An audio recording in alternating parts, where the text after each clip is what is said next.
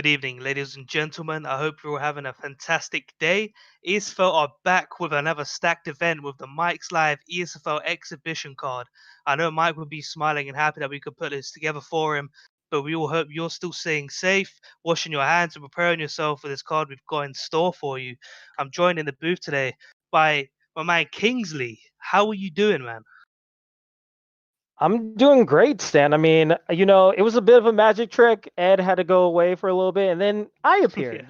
Two in two straight fight cards. You can't get rid of me. I'm just everywhere.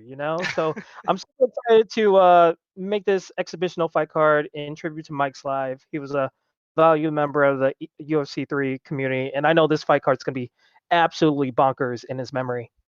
Yes. All right. So let's get into this card, Kingsley. So looking at this hmm card right now, what is your pick for fight of the night? Because this is so stacked. I can't pick one fight, to be quite honest with you. I mean, all these fights are really sick. I'm looking at the top three. I mean, knowing from like proven grounds, I like Pyrite Kip. Like, I like to see him showing out against Trixie. I really Hmm. want to see how that matchup and how he progresses.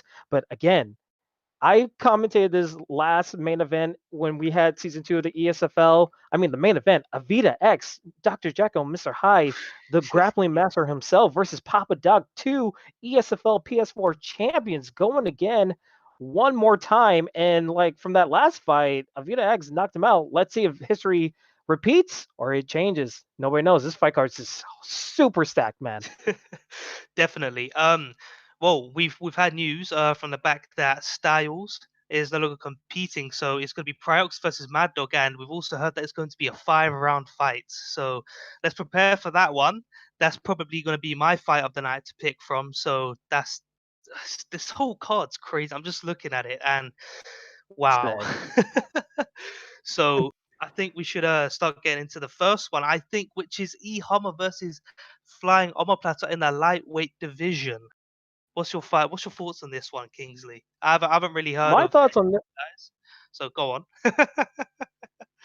Me neither, but looking at the scouting report that we have, Flying Omaplata is in and out of the top 100. He's making his ESFL debut right now, and he expects a challenge in this to actually be fight of the night. While E. Hummer, he's a high-ranked player with a lot of fights against very tough competition. This is also his debut, and he says he's going to pick his combos and keep them guessing with counters and hopefully do some solid damage to win this fight. He thinks this is going to go to the third round, but he's very confident in their ability. So both guys really confident of what they could do against each other. So it should be an exciting matchup right here. Definitely. I'm just getting the link up here. Here we go. Got it. Right. So I saw the Dustin Poirier, and I saw what else did I see? Here we go. Dustin Poirier mirror match. Wow. So I'm not Mirror really match. expecting any takedowns in this. I'm expecting two guys just to throw, just to stand and bang. Really. It's going to be an exciting one. Dustin Poirier has such good boxing combos. So yeah, we're going to get into this one when the flying omoplata decides to ready up. Hopefully they ready up. I mean, as you said, there's gonna be a lot of combos. E. Hummer says he's gonna pick his combos and probably counterpunch his opponent. So both of these guys are looking to give it a little bit of a proven grounds feel of just having more of a brawl rather than a technical fight. So it'd be really interesting to see as they're going along with the Dustin Poirier mirror match, Stan.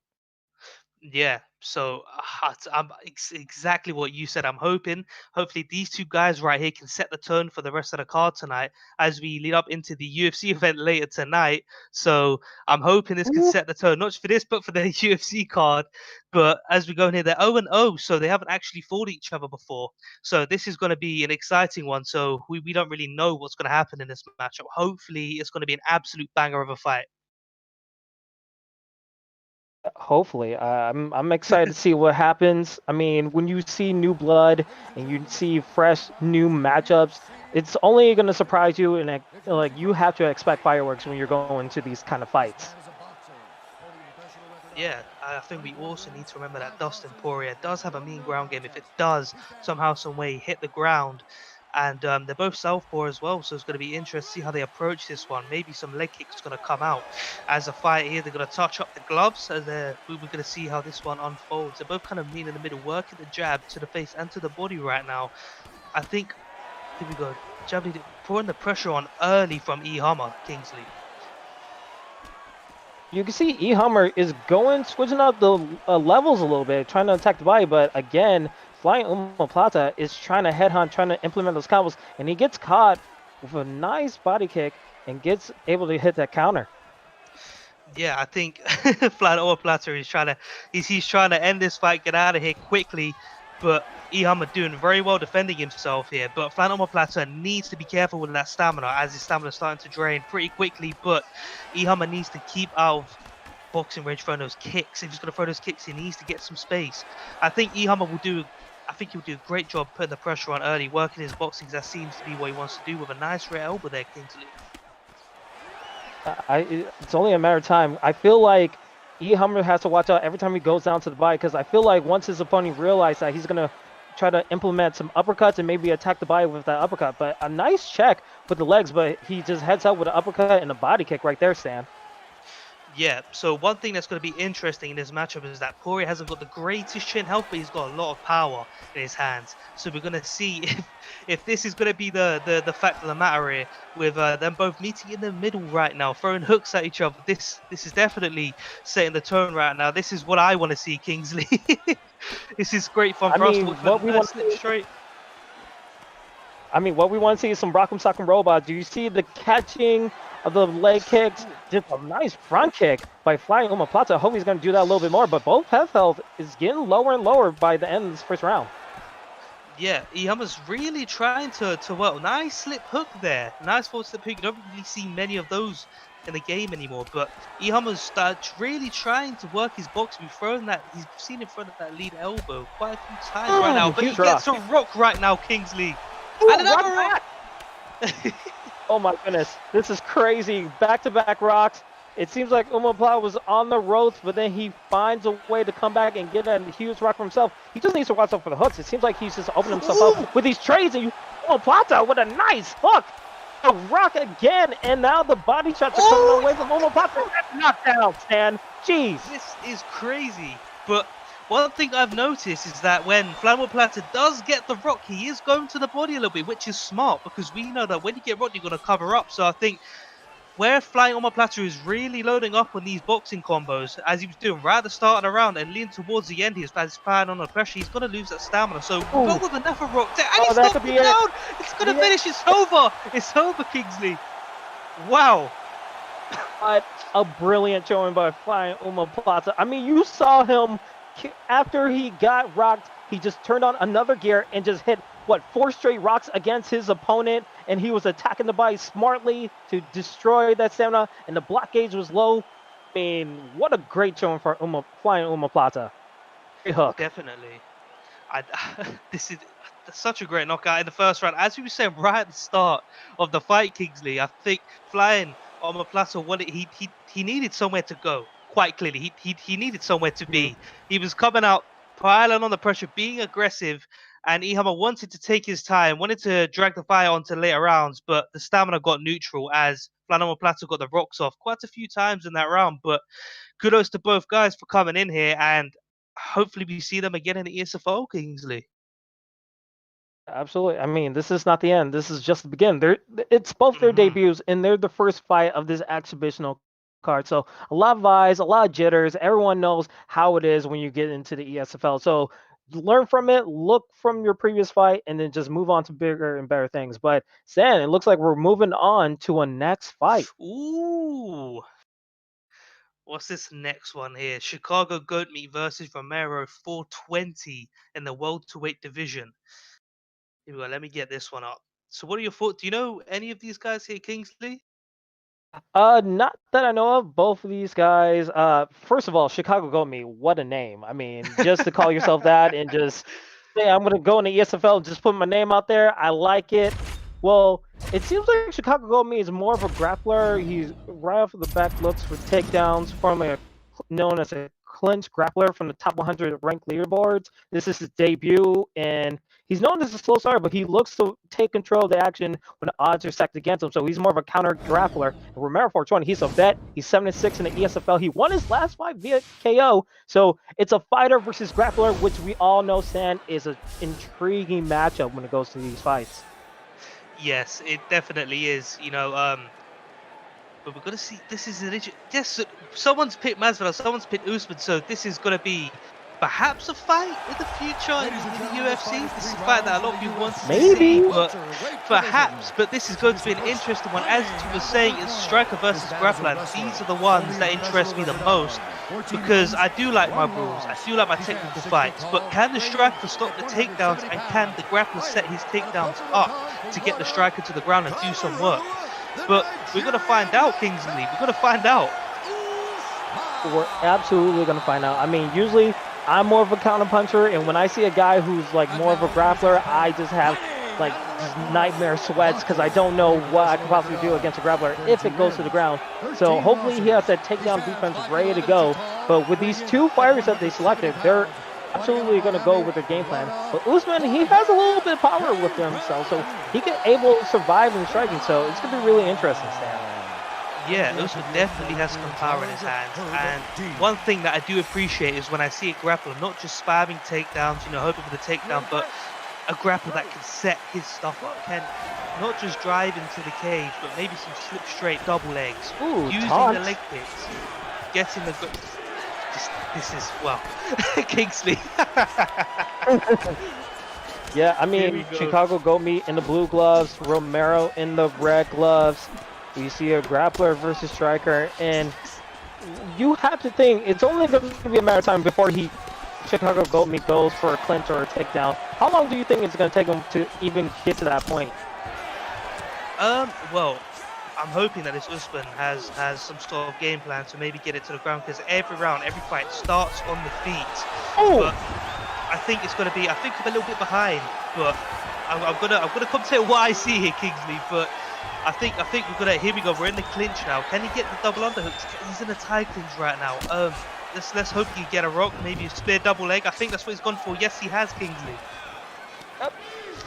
You are a little bit behind. It's 3:20 left in the first round. We have Usman taking the back, going for a clinch. Just if you want to get in sync with us, production has the stream up on Discord to help you out. And Romero gets taken down with a hip toss. Chicago Goat Meat implementing his game plan successfully right now, as he is in the side settle, trying to figure out a way, but Romero able to get to the backside. This is the huge question going into this fight. Can the striker defend against the grappling as he gets a nice denial of that transition? Now Usman's just going to try to pound that head a little bit, try to get some grappling advantage, and gets a nice denial, Stan. Are you back with us? I'm trying to figure things out here, but I can say that Usman's doing such great work on the ground right now, working the ground and pound right here, and things you can be relentless with your ground and pound because he's got such good grappling stamina. So working down the block of Chicago Goat Meat, of Romero 420, as they get back into the full guard, Kings. And as we see, it is 1:35 left in the first round. They are both standing back up. Romero, head held a little bit shaky. And Chicago Goat Meat with a nice knee to the body. With a nice slip, Romero getting some strikes in, but he needs to make sure he doesn't use all that stamina because he gets hit with an uppercut. And now Usman is throwing blood in the water as another overhand.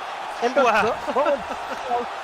1 minute left in the first round. Romero is in trouble, Stan. He definitely is. He needs to be careful as he's trying to pressure with that striking. But this is what we was talking about. He's the fear of the grappling is open up the striking on the feet for Chicago Goat Meat right now, and he's being relentless with his striking because he knows that the fear of the takedown is there, Kingsley. The fear of the takedown is so detrimental to a striker's ability. With 10 seconds left in the first round, Romero losing a bunch of stamina. The head health is blinking, and all that stamina is really low. Can Chicago get one more strike in? He doesn't, and that's the end of the first round. Pretty dominant round for Chicago Goat Meat, Stan. Definitely. Oh, and it's a good rock. Stan, are you still here with us? Yes. I'm just trying to get in sync right now. Right. Okay. We got, as we are still watching the replays of that dominant first round by Chicago Goatmeat. Chicago is doing an amazing job. I mean, he used his striking to implement his grappling, and we just saw him just take control and get a knockdown, which was very key in that first round as we are heading back into the fight of the second round. Again, Chicago Goatmeat in the blue gloves, and in the red gloves, we see Romero. And again, Romero getting that blockade very low so far. Yeah, definitely. Yeah, here we go. I think I'm in sync right now. Yep. So as we were saying in the last round, Kingsley, the fear of the takedown is definitely there. But I saw that the Usman was definitely trying to get that leg work off as he's pressured with the boxing. He's trying to get that grappling advantage off of those leg kicks, and he's doing a great job doing it, I must say. I mean, we saw a driving takedown by Usman, but got denied by Romero, so he's adapting to the game plan, but get hits with a huge nick. What a huge rock. And Chicago is finding blood in the water, but Masvidal, Romero, he's still fighting in there. He's still taking a chance, but the head kick and that takedown by Chicago Goatmeat will just deter that momentum as we go into the crucifix stand. Yeah, Romero 420, he's in serious danger right now. He needs to figure out a way to get out of this. This is really bad, but he's 2 rounds down right now, so he needs to figure out a way to get back up to his feet, and he's just in such a bad spot right now. This, especially with Usman's ground and pound level 2, I'm pretty sure he has. And it's getting bad to worse as we see an arm triangle being implemented by Chicago, but he gets out of it. But Romero with that stamina low, that head health flinking. Both guys similar in stamina right here.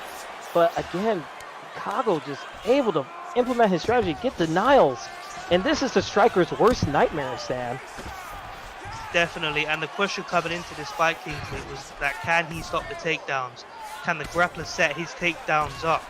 And I think the answer being the question's being answered right now in this fight, as this Usman is raining down strikes from the full guard position. But they get back up with 140 left. But a nice denial of the takedown by Masvidal Romero. And again, Chicago gets the back to the cage of Romero. What can Chicago do here? He's trying to look for another takedown, but it doesn't seem possible as he goes to the single collar. Yeah, it's doing some great work in the clinch right now. Again, some good boxing up. Look at the stamina, Kingsley, on Romero right now. That stamina's deadly. And it's over from the clinch.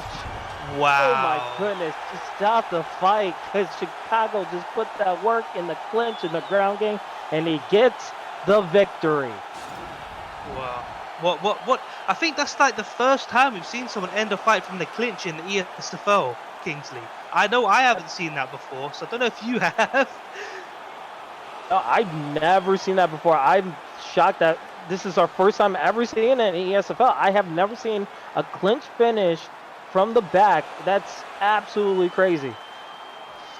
I think that it was such a dominant performance, and I know we've said it before, but going back on what we said, the grappler versus strike, if you cannot stop the takedowns, if you have no answer on the mat to get back to your feet, this is what happens when you're a striker. But I definitely think both fighters deserve a bit of respect here, because, you know, as we said in the first fight, ESFL jitters and first fight, it could be hard. I've been there, so kudos to both guys for getting in there, and we hope to see you back in the ESFL. Yeah, I mean, kudos to both of these guys. Romero, a proven vet. He's just 7-6 in the ESFL. Just wasn't his night. And then Chicago Goatmeat making his debut. I mean, that's going to put some eyes on him. And maybe the matchup makers can find a way to implement him into more of a similar style competition to see what his talent really goes far to. So it's going to be really interesting how that goes on in the future. But again, you're still... we have a bunch of more fights coming up, Stan. I am super excited. We're still waiting for our third fight to get going. And our third fight, I'm a little excited about, because it features one of our guys from Proving Grounds that actually won on Thursday.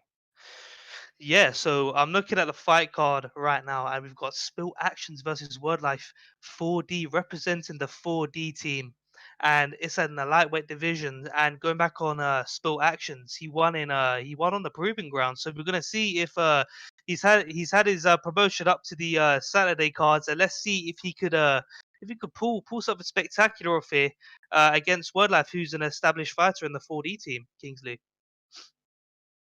I mean, again, Spill Actions, he won in the Proving Grounds, and he also fought Paroxys in the finals of a recent tournament. I think that was Bruce Lee Rob's tournament, and he's not afraid of any competition. He's just on the lower bracket of the fight cards, but he has faced action and tough comparisons before in War Life, as you said. He's worried if his opponent. Oh, he's worried about his opponent's connection quality, but hopefully that doesn't matter in this fight. Hopefully everything is all smooth, but he thinks he's gonna have a KO his opponent after bringing him down in the third round. So hopefully it seems like we're gonna have a brawl here, Stan. Hopefully, the first fight was crazy. The second fight was a little bit more, as we were saying, grappler versus striker. So the grappler was nullifying the striker, but maybe this could go back in sync with what the first fight was, and it's going to be a little bit Mhm. crazy. These kind of fights get me really excited. Knowing that two guys want to get in there, throw it down, and see who comes out on top. And these are the kind of fights that they're kind of risk reward, but they're really fun to call. So I'm excited for this one. Yeah, I'm excited too. And again, we're going to the lightweight division. We see the pick of Dustin Poirier. It seems like that's the meta pick we see so far. And also a Nate Diaz. But I have to say, before they even select the fighter, guys, there's still a Clay Guida like around, like in the woods that you could pick. He's right there. I mean, if you just scroll up, he's in the G's. You could pick him. He's great. He's amazing. I'm just saying. But Stan, regardless of Clay Guida, how do you feel to see on the screen? Yeah, well, as we're seeing, Dustin Poirier and Nate Diaz really up right now. But when you're facing off against a Nate Diaz, the first thing that comes to your mind is that leg strength, Kingsley. That leg strength that you need to kick those legs, because a lot of people don't really do that, and it annoys me a little bit because that's his weakness, and he could slow down Nate's. And I think it takes a little bit of skill to use Nate because he hasn't got a double leg. He hasn't got the best strike speed. He's got a good jab straight, but that's about it. So the key to beating Nate is kicking the legs, taking your time, maybe take him down. That's how I used to beat Nate Diaz's, but maybe working the clinch a little bit. But we're in the fight right now, and this Nate Diaz has gone to the orthodox stance, Kingsley. That might raise a few questions. Yeah, it might raise a few questions, but hopefully he can implement his game plan the way he wants to. And it's Mm. kind of weird seeing Nate Diaz getting pressured on, because usually when someone selects Nate Diaz, they're usually doing the pressuring, but We're Live is just going to the face of Spill Actions in the blue gloves. And you have to think they're taking their time, and you see a leg kick right there, Stan. Yeah, so as you're saying, we saw a leg kick right there. But the only thing that's getting me a little bit it's worrying me a little bit because Nate Diaz switch stances around 80 and he loses a lot of his power and hasn't got a lot of power as it is. So getting some rocks, some stuns, it might be a little bit hard that way. So I think when you're using Nate, I think trying to practice in the southpaw stance is key. But as we see a leg kick checked right there, Kingsley. We saw a leg kick checked, and right now it seems like it's more of a technical battle. They're trying to find their range, find their distance, and a nice slip going down low to avoid that hook from Spill Actions. And War Life, he's going to the legs. He sees something in that leg attacks, but Spill Actions still taking his time as we are still 2 minutes and 50 seconds left in the first round, Stan. Yep, we saw Nate Diaz spill actions throw a little leg kick right there, but he got checked. So that's a bit, oof, it's bad. But let's just hope that Spill Actions could keep doing what he's doing, throwing those jabs out there. He's using Nate how you're supposed to use Nate, just keeping your distance, keeping your opponents at the end of your jab. That's how you want to use him. But Wordaf doing such a good job pressuring, working the body kicks, jab body kick, and Spill Actions doing what he's doing. Here we go, another nice little leg kick there, but it whiffs from Word Life. It seems like it whiffed a little bit, and you can see both guys Word Life, hopefully he uses that body kick a little bit more when he sees Nate Diaz back to the cage, because there's nowhere to run, especially after a head kick. Like right there, a good head kick. It didn't get all of the head health, but still a good attempt just to give Spill actually something to think about. Yeah, definitely. I think giving your opponent something else to think about, definitely, it makes a huge impact on the fight because you don't want to let your opponent get too comfortable against you. You want to keep them thinking, and I think that Life is doing such a great job just keeping him up against the cage because we know Dustin Poirier hasn't got a bigger reach than Nate Diaz. So getting in that boxing range, getting in the phone booth, especially with Dustin Poirier's superior stats in the stand-up department, I think it's a good move by Word Life right now. But they're meeting in the middle here. I think Word Life needs to get back to pressure and score actions against the cage, Kingsley. It just seemed like Word Life had like a nice combination of just going in and out, finding his distance against Nate Diaz, and then Nate Diaz just got frustrated. It's like, okay, you want to fight? Let's fight in the center of the octagon. As we end the first round, as we see a bow and a taunt, a good first round, a little bit of like both positives for both guys, Stan. Yeah, definitely. I think both guys are doing what they need to do, but I think I'll give that round to Dustin Poirier Word Life because he was doing so well pressuring Spill against the cage and just working the phone booth.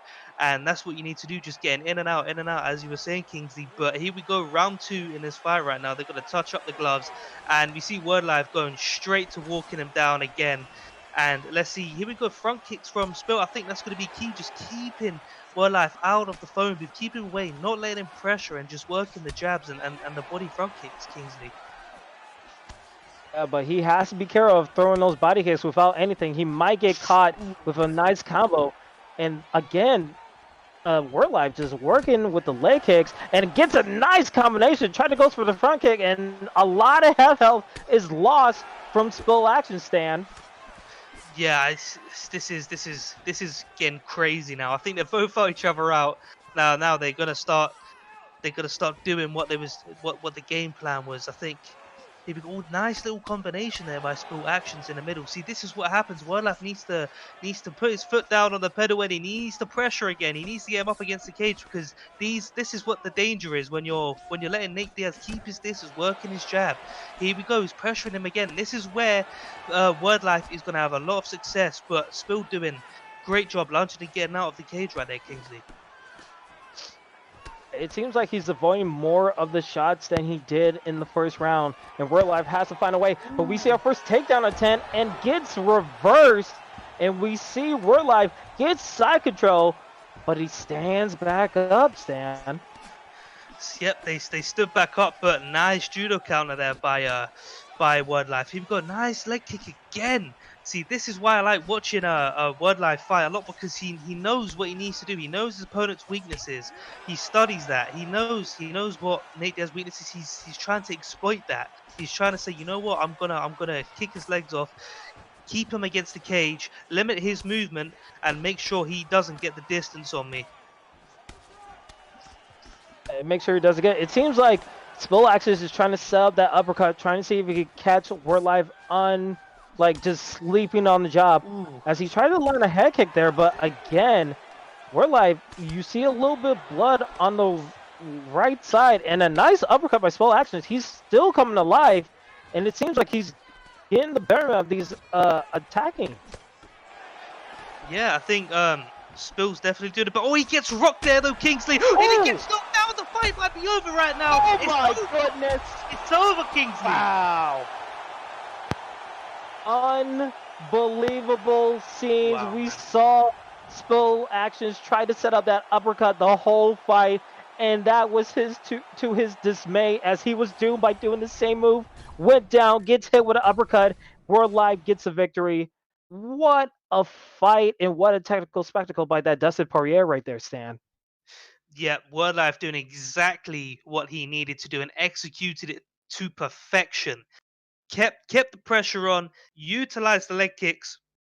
Spill shot for one takedown, and he got judo countered. He was doing what he needed to do, and he just got the job done. But Spill was fighting his fight as well, but he just couldn't utilize it because Wordlife was doing such a great job just keeping the pace on him, keeping the pressure on, being aggressive.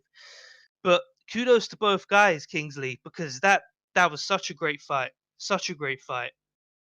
Yeah, that was a fun fight. So far, these past three fights, there's been something for everyone. We saw a brawl, we saw a grappler versus striker, and then we saw more of a technical, trying to find your distance and try to see what works like technically and just find the mistakes. Every one of these fights have been great so far, and the last fight, We're Live. I mean, kudos to him. He got the victory that he wanted. He got the uppercut victory. That's all you could want for in when you make your ESFL fight in one of these main Saturday cards. Yeah, definitely. I'm on this fourth fight right now, and they are not live, so I don't know if we should go to the fifth and come back to that one. uh, all It right, seems so like we're getting updates from the back saying they're having some communications with our staff trying to see if we could get those fights going. So, again, let's take a time to talk to the chat. What's up, chat? What is your favorite fight that you're looking forward to so far? We still got the main event coming ahead. We still see Prioxis going to fight in one of the co-main events. There's a lot of great fights that we have here, Sam, before we move on. yeah, definitely. I think the first few fights have definitely set a good tone for the rest of the card. They have been far from boring fights. They've all just kind of utilized their game plan to perfection, and it's just been great so far. But looking at this next one should be great as well. But yeah, what's your thoughts been on the fight card so far, Kingsley? Because it's been amazing so far. It's been good so far. I'm seeing we just saw our very first ever knockdown from the clinch with the back to the cage. A lot of things are going to be great, and hopefully we get to see a lot more first that we see in the ESFL. But looking at the chat, they're saying I see some Pirate Kip fans in the chat hoping that Pirate Kip gets a victory against Trixie. So a lot of people are looking forward to that fight.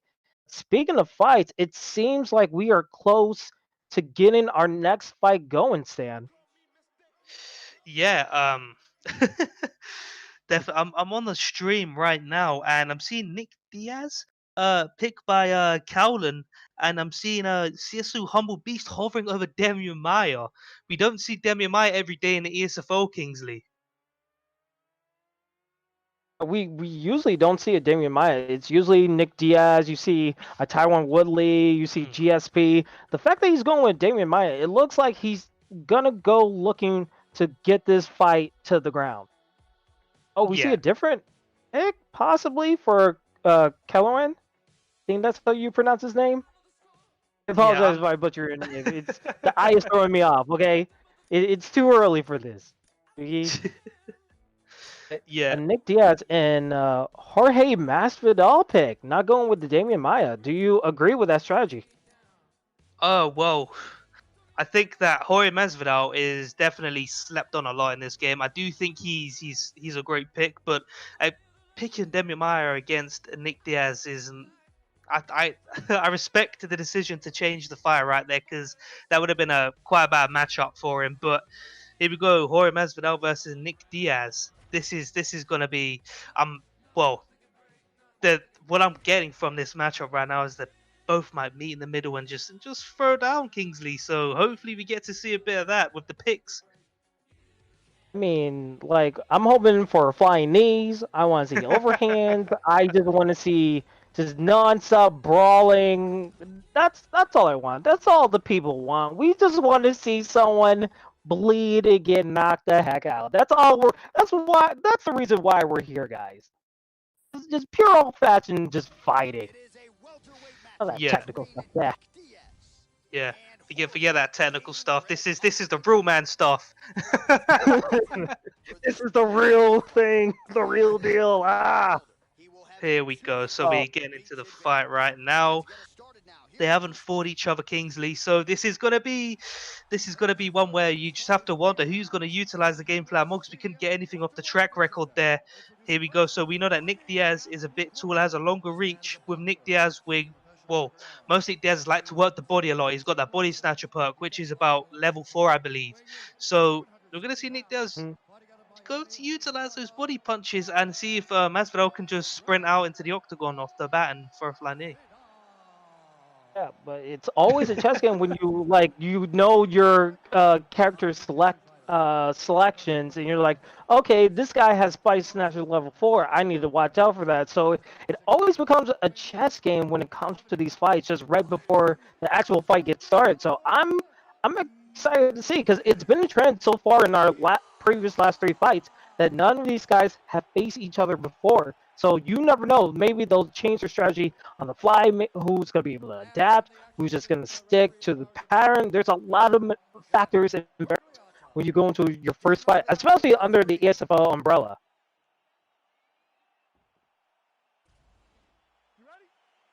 And as we see, we are ready to get things going in our 4th fight of the evening. It's okay, Stan. We are just getting ready to start this fight going. As we see, Humble Beast in the red gloves using Jorge Masvidal and Caloran as Nate Diaz. Here we go with 4:30 left in this fight as we are getting started. And a nice double hook by Humble Beast, Stan. Yep, so we're seeing Humble Beast trying to come out right off the bat and just pressure Nick Diaz. I think you don't want to let Nick Diaz pressure you, and it's so bad. I hate being pressured by Nick Diaz. Trust me, it's not a good experience. But we're seeing Humble Beast work the body a little bit here, Kingsley. Maybe he saw that perk. Is like, you know what, I'm gonna challenge you to a body shot contest. So I think maybe that's what the idea is here. Yeah, but you can see both of these guys just fighting inside a phone booth, and you just see the slips from Nate Diaz and just kicks just coming out, trying to put Masvidal's back to the cage. It just seems like both of these guys with a nice try to slip, but and now that block gauge is low, and this is not where you want to be against a Nate Diaz, Stan. Yeah, definitely not. I do think that Cowling's doing a great job going for those pull counters, but he wants to be careful pulling too much, because Humble Beast will definitely pick up on that and throw maybe a straight lead hook straight down, just down the middle, just to get him to stop, just get him to stop pull countering. Here we go, but Nick Diaz utilizing those body shots, Kingsley, as we predicted. I mean, we can see it every time Humble Beast gets that block gauge low. It seems like Nate Diaz is just attacking him with vicious combos. As we see an uppercut and a huge run from the top, but the stamina is low, so he can't really take advantage. And Humble Beast, he's in a little bit of trouble. He does not want to be, but he gets a nice uppercut, Stan. Yeah, so this is, I think Humble Beast needs to really just be careful about the vulnerability spikes that Cowling's setting up right now, because we saw him slip straight. He was mixing it up right there. He stopped pull counter. He started slip straightening as well. So this is going to be, I think Humble Beast has some figuring out to do as he's in danger right now, Kingsley. It seems like both guys are in danger. They're just throwing out the kitchen sink to find a way to get their opponents down. I mean, look at the uppercut combo by Nate Diaz right crazy there. Almost happening the head health of Humble Beast. And that body kick is not going to do much if you don't set up. And you see the point taunt come from Nate Diaz. He is feeling confident in his first round stand. And another uppercut. Yep, Cowling is definitely feeling himself right now, as he's got the stamina advantage, he's got the health advantage, only stamina by a slight, but he's working the body, and those body rocks will come and they will drain your stamina. So Humble Beast needs to do something here, and he needs to start setting up those body kicks, as you were saying, Kingsley, because throwing those in boxing range will get you insta-rocked and maybe even knocked down. Absolutely. It definitely could possibly happen, but Nate Diaz, he had a good showing. I mean, the head health of Masvidal is very low. The stamina is low. And we know Nate Diaz is a stamina juggernaut when it comes to this division. So it's going to be tougher and tougher for Jorge Masvidal to just even trade with a Nate Diaz going in the second round. So maybe he needs to be a little bit more careful with that as we see these replays. The kicks coming out from Nate Diaz, it just seems like it's working for him really nicely as he keeps attacking that body. Yeah, I agree. I definitely give that round to Cowling, though, for several stuns he got in that round. And one thing you got to look out for is Cowling's setting up that uppercut so well with those pull counts. He's mixing up with the slips and stuff like that. He's catching Humble Beasts as he's coming into the body, Kingsley. So that's one to watch out for. Yep, and here we go. The second round is about to get going. As we see Nate Diaz attacking the body, but gets hooked for his troubles. Again, just attacking the body. He sees that body health is lower than the head health, so that might be Yeah, a plan of attack for him. yeah. Ooh, it This seemed like is. he almost went for a flying knee there. I was about to comment on that as well. I did want to see a flying knee. I did want to see it, but I don't think we're gonna get it. Perhaps we could get it a bit later on. But here we go. Cowling does Oh, such a that's a great huge job working knockdown. that body, man. Wow, this is such a crazy fight. I mean, Humblebeast is in the deep waters right now in the second round. He's just getting slipped every single time, and that body health, every time he uses stamina with that vicious uppercut, and the Wow, body health just goes wow. down as we go to the ground game. It just hammer fist coming from Nate Diaz right here. I don't think Cowling wants to finish him right though. I think he's looking to make a statement in this fight. But although he did jump on him there, I think he saw the full guard animation and he jumped on him. I think he's looking to make a statement with this fight, Kingsley. Now they're on the ground and let's see what they have to offer here. I mean, look at this. The denials are coming out, and it seems like we're going to see a submission attempt from Nate Diaz. This could be trouble for Ooh, Humble Beast. this It's is a bad. 4-gator. It doesn't seem like he's only going to 3 gates trying to get out of this. It seems like it's a matter of Wow. time before the submission happens. Will it happen? No! Well, He's able to escape. damn, that's crazy. But that's one thing you got to watch out for when you're on the ground with Nick Diaz. That's why a lot of guys refuse to take him down because of that submission game. Kingsley, it's crazy. I think he's also got an off the back perk as well, so he's even more dangerous off his back. Oh, that uppercut. Here we go. They're in the Oh, clinch this right be a now. lot Let's of see what trouble. they've Oh, he got tries to go for a kick right there. A fancy kick. Oh, he's just trying to end this a very fancy way. But Humblebeast, he still has an opportunity to find his avenue. I mean, that body kick is going to do a lot of help, but he can't waste his stamina like this, Stan. Oh, and that's it. That's it. That's it, Kingsley. there we go. It's That all is over. it. Nick Diaz gets the knockout. I see you guys in chat. It's not Nate. My bad. Nick Diaz gets the nice hook and gets him down. I see you guys. My bad. But a great showing by that Nick Diaz pick right there, Stan. It was definitely quite one-sided. I think the first round was it was a little bit competitive, but I do think that Cowling made Humble Beast fight his game. He got him in the phone booth. He was winning in the phone booth. Then they went to the ground game, nearly got the submission, got the body rocks, and it just became a Nick Diaz showcase because that's exactly how you're supposed to use Nick Diaz right there, ladies and gentlemen. So, what are your thoughts on that fight, Kingsley? Because wow. Wow. It was a good fight. I really love the changing of the levels. You can see 97 to 48 in the total strikes landed. It just seems like he had a game plan. He was able every time they went into the phone booth, he was able to slip back and able to counter as much as he wanted. And it just seemed like his opponent, Humble Beast, he was just using too much stamina at the wrong time, and he would get caught with body shots, and that was to his downfall. As we saw him got knocked down, and that was like all she wrote. It was just an end scenario for him every time he used that stamina. So tough showing, but kudos for both of these guys for putting on a show. Hopefully, we'll see them later in future exhibitional cards. Definitely. So we've had some news that Kellers versus Psychedelics is not going on, but the next fight, I don't believe there's a stream up right now. So we're gonna try and get that up. It's a great fight. It's Hammer Oh, versus Mac Beast in the featherweight division, Kingsley, and we all know who Hammer's gonna go in the featherweight division. If you don't know, you should know. It's Brian Ortega. Brian Ortega is a beautiful pick. Everyone loves a Brian Ortega when they get to the ESFL. I remember the craziest moments. I remember a first round submission by Brian Ortega in the ESFL, and it was super crazy. But more about these guys, Mac Beast. I mean, he has win over many top fighters when it comes to the UFC 3 game.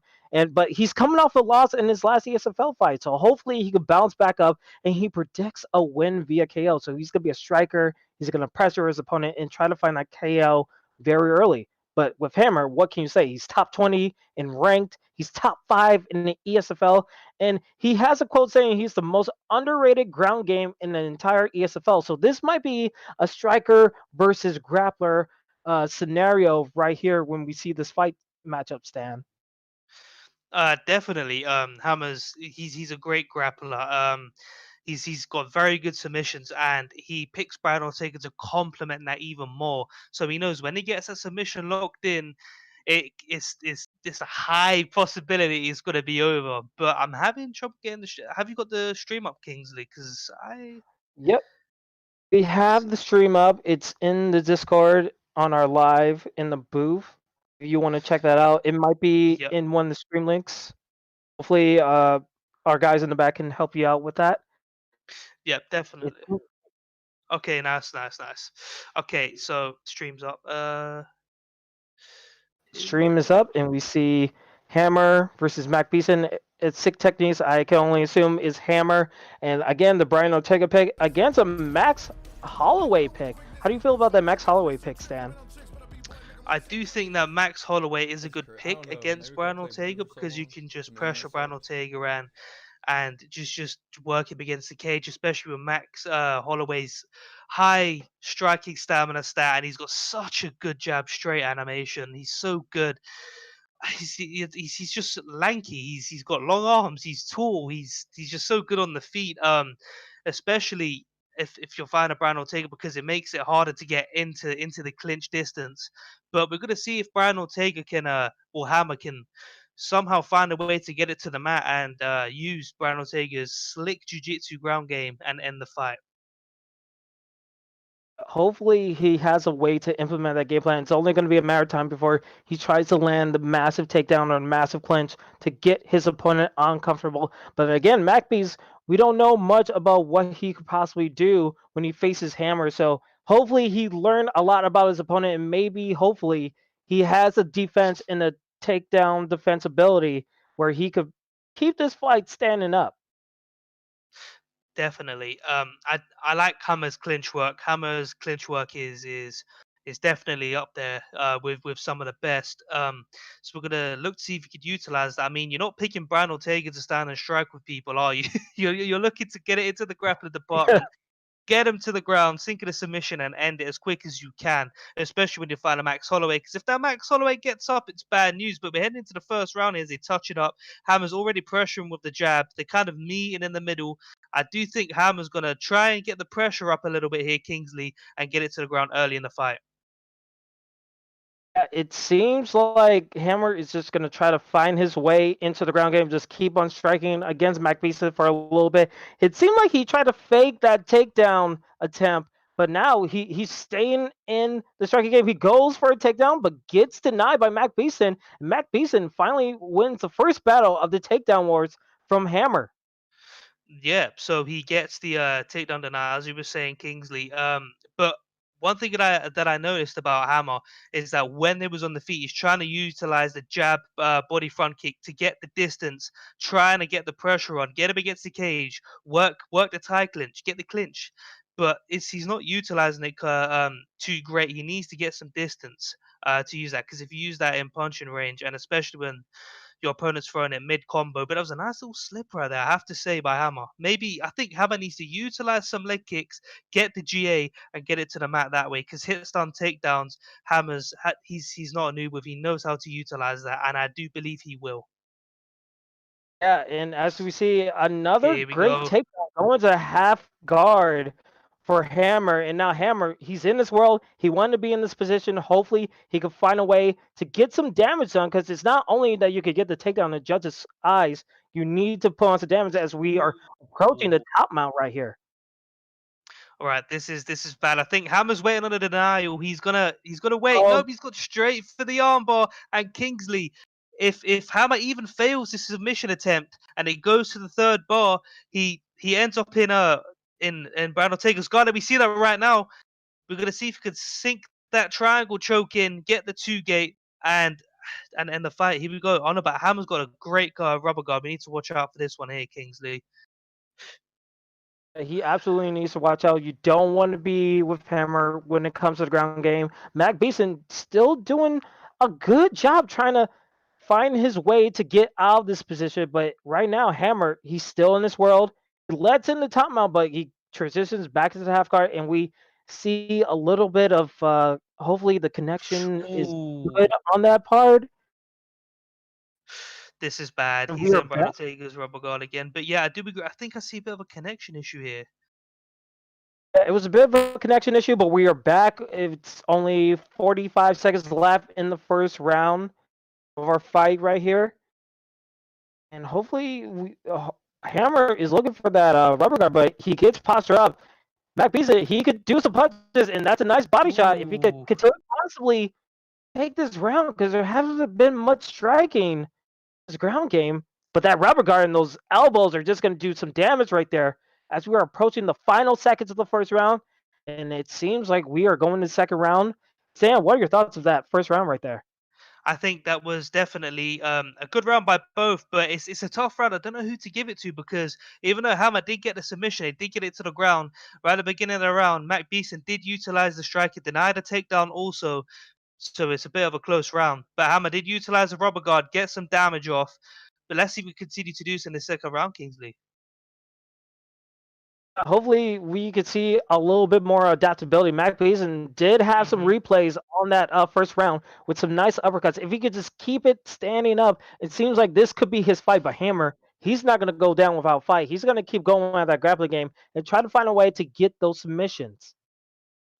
Definitely. All right, this is good. Oh, I've got a good feeling this is going to be a good one because again, it's Here we striker go. versus grappler.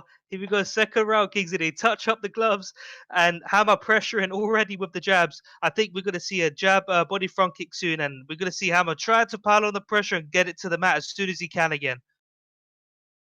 Yeah, and you can see Mac Beason. Oh, but we see Ooh, Hammer trying to go for a kick right there, but barely gets it. Mac Beaston, he's on the prowl. He ooh. finds his slip, and gets the hook on. Hammer needs to watch out because you never know if an uppercut could come out. One of those slips could be very detrimental to his takedown game. But Mac Beaston holding his own so far in his first minute. Yeah, definitely. He's definitely holding his own now. Now that they're on the feet, I think Matt Beast has felt the wrath of Brad Ortega's ground game.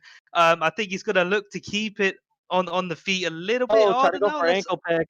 missed an ankle pick there. That's not going to be good for Hammer's stamina as we're starting to see a little bit of a difference in the stamina department. But he, oh, nice body kick there. I think Hammer's getting a bit too desperate for the clinch right now, though. Maybe setting it up would help. Maybe using those hits on takedowns I was talking about earlier, because Hammer does know how to use those, or maybe even drive him to the cage if he's desperate for the takedown. Yeah, and you can see Mac Beason, he's switching up his levels a little bit. He's using more of the Mm. body kicks against Ortega, and that's his third one that he landed. That's going to score some points in the judges' eyes. And Mac Beason is here in this fight right now as he keeps to stand up. We haven't seen a takedown attempt from Hammer anywhere else, and that's his fourth body kick. Yeah, definitely. I'm seeing Hammer swaying into hooks and lunging into hooks, and Matt Beast doing a great. Mm, Oh, but he gets there taken it is. down. There it is, Kingsley. There it is. We were wondering when it was gonna happen. It happened over a little 2 minutes left in the second round as we are connection issue with this fight. Hopefully he gets back, but again, Hammer in the right position, back into a half guard as we were back. And Mac Beason, you have to feel a little bit defeated. You did get some good strikes, but again, on the ground game, you just pray and hope that Hammer doesn't get any strikes off. Yeah. I think Matt Ooh. Beast the key to. Oh, he gets a nice arm trap there. I was gonna say the key to beating Brian Ortega on the ground is just being patient. You can't be reckless because if you get reckless, that stamina gets drained. He then proceeds to get into a more dominant position and sinks in a submission, and it's night night. But here we go. Hammer is inside control. Dropping some elbows, gets denied. We're gonna see the Kimura attempt right here, denied by Oh, here Hammer. we go. Oh, he almost scared. But again, these elbows are doing so much Gets damage his back. on the hallway. I mean, this is going to score a lot of points.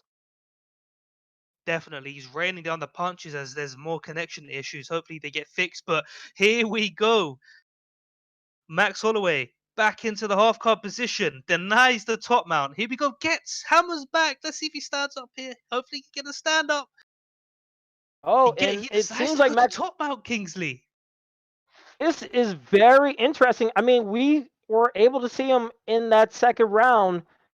He didn't get the damage that he did in the first round when he got top mount, but you have to feel like that's a little bit of a confidence boost when you're able to just stifle Hammer's ground game ability and then able to get top mount. But again, when you go in this third round, what are your thoughts when it comes to Mac Beaston?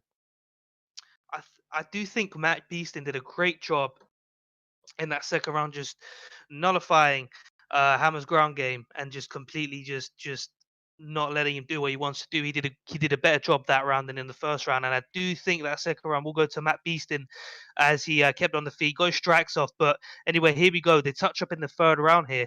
Hammer goes for an exotic kick yet again, trying to be fancy with it. There's a bit of a connection issue here. We're stuck in an ankle pick animation right now, Kingsley. We're back. It's 3:35, 4:35 left in this third and final round. It seems like Holloway he gets taken down Ooh. again by Hammer, and this does not feel good because this could be a 1-1 fight. And when you get those takedowns and there's very few action left, that could be very detrimental if this goes to the judges' scorecards, Stan.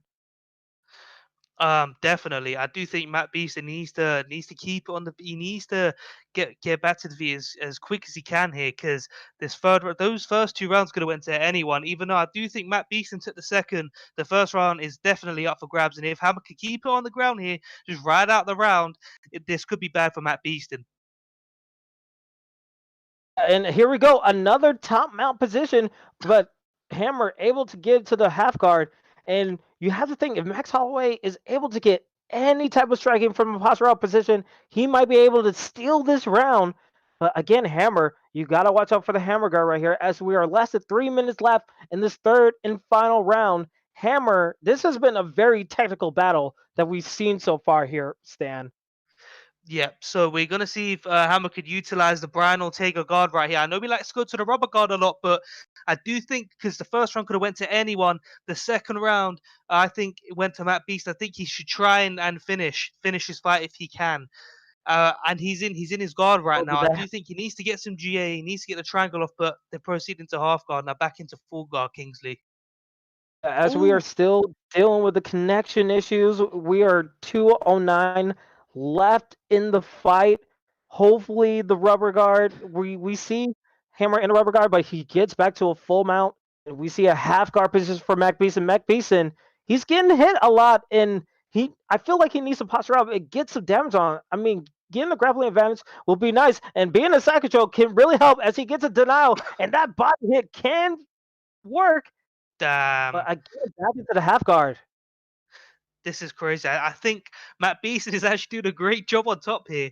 Just completely just completely just nullifying Brian Ortega's ground game right here. I'm sorry, I've lost for words because not normally people don't really want to grapple with Brian Ortega's. They're just scared to because of the triangle choke, Kingsley. This is bad. I Oh, know he's missed it. Here we go. Oh, get it. They're out. oh, I we thought got a triangle choke right here. We finally see it. It's close. Oh, but he's able to get out of it. And Kimura you attempt. have to say we're under a minute left in this technical ground war that we've seen so far. But we see another submission attempt This is by Brian close. Ortega. Is he gonna have enough time? There's Ooh. 20 seconds left, but he doesn't get it. And that might lead into the judges' scorecards as we are having a little bit of difficulty seeing the fight as we are approaching 5 seconds left, and this will go to the judges. Stan, what a very technical ground fight that we saw. I mean, it could be up to anyone's decision. It might be even a split decision. Yeah, I definitely feel like Matt Beast did a great job in the second round, but I think Hammer's ground game, ooh, it was pretty close. I'm not quite sure who took that one, but it's nevertheless it was a pleasure to watch that fight. It was a great fight to call. I do enjoy these great technical fights because there's so many little things that goes into these fights. But we're gonna see who won the fight here. And as we see both guys raising their hands up, Bruce Buffer giving the decision. Let's see who it goes to. And it goes to Hammer. Ooh, And that was indeed a split decision. damn. Oh, what a very close one, Stan. I thought it would be a close split decision, and I was right. But man, you have to feel for Mac Beast. He really put a hell of a fight right there. Definitely. I think that both guys utilize their game plans very well. The only thing I'd say, maybe Matt B should have stood up instead of playing ground game with Brian Ortega. Maybe Mhm. that could have cost him the fight. But nevertheless, he did a great job grappling with Brian Ortega. Not a lot of people do want to do that because it's so risky, especially when you've got a top game like Max Holloway, who isn't the greatest on the ground. He did utilize his striking very well. Hammer did a great job too. But nevertheless, great fight from both guys, Kingsley.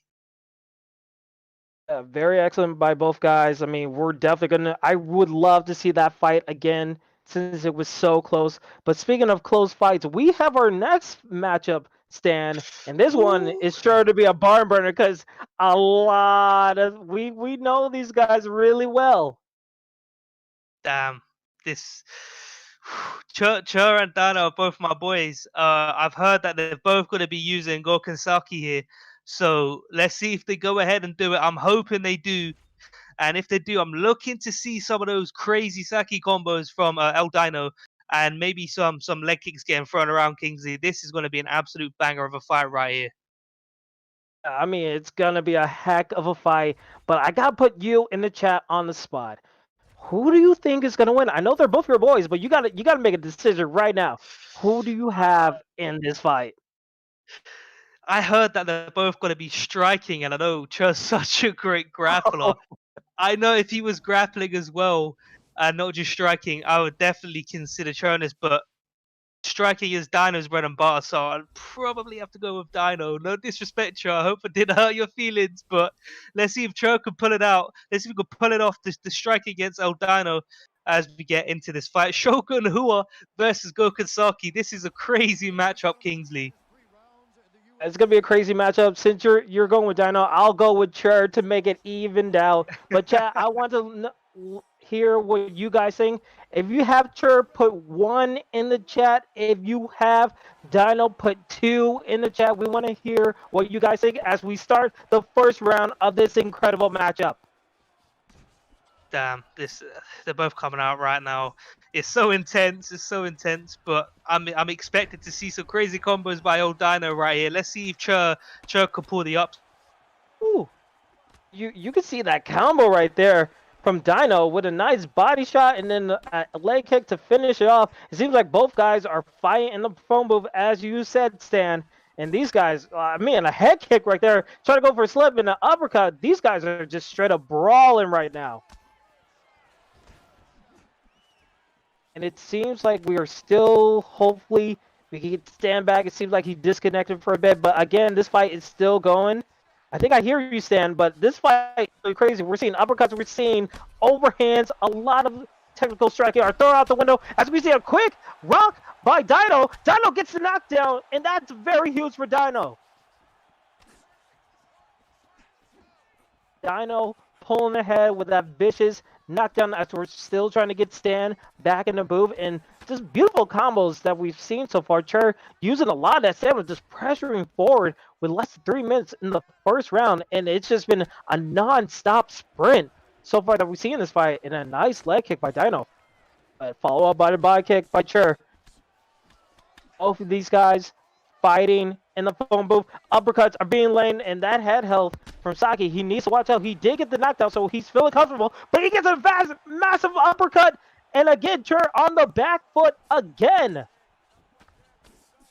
If you're Chur, you have has been a tough fight so far that we've seen, and I think we hear Stan. Stan, are you back with us in the booth? Yes, I am back. I mean, your boys have been going super ham so far in this fight. Chur is just getting knocked 2 times, knocked down once. How do you feel about this fight so far? This has been an insane fight. I've been watching it. Here we go. We've seen some leg kicks as well right here, and I also saw that Chur got knocked down. So this is going to be a crazy one. But let's look at the stamina, Kingsley. This is crazy. They're both going at it. This is nuts. I mean, I didn't expect the stamina to be so low. Even have that could have been very vicious. If he head kick on the other side, that could have been really, really bad for him. And he's just using all the stamina trying to go for these uppercuts. But Dino just conserving and trying to find his opportunities as he gets a nice leg kick right there with less than 35 seconds left to go in this first round, Stan.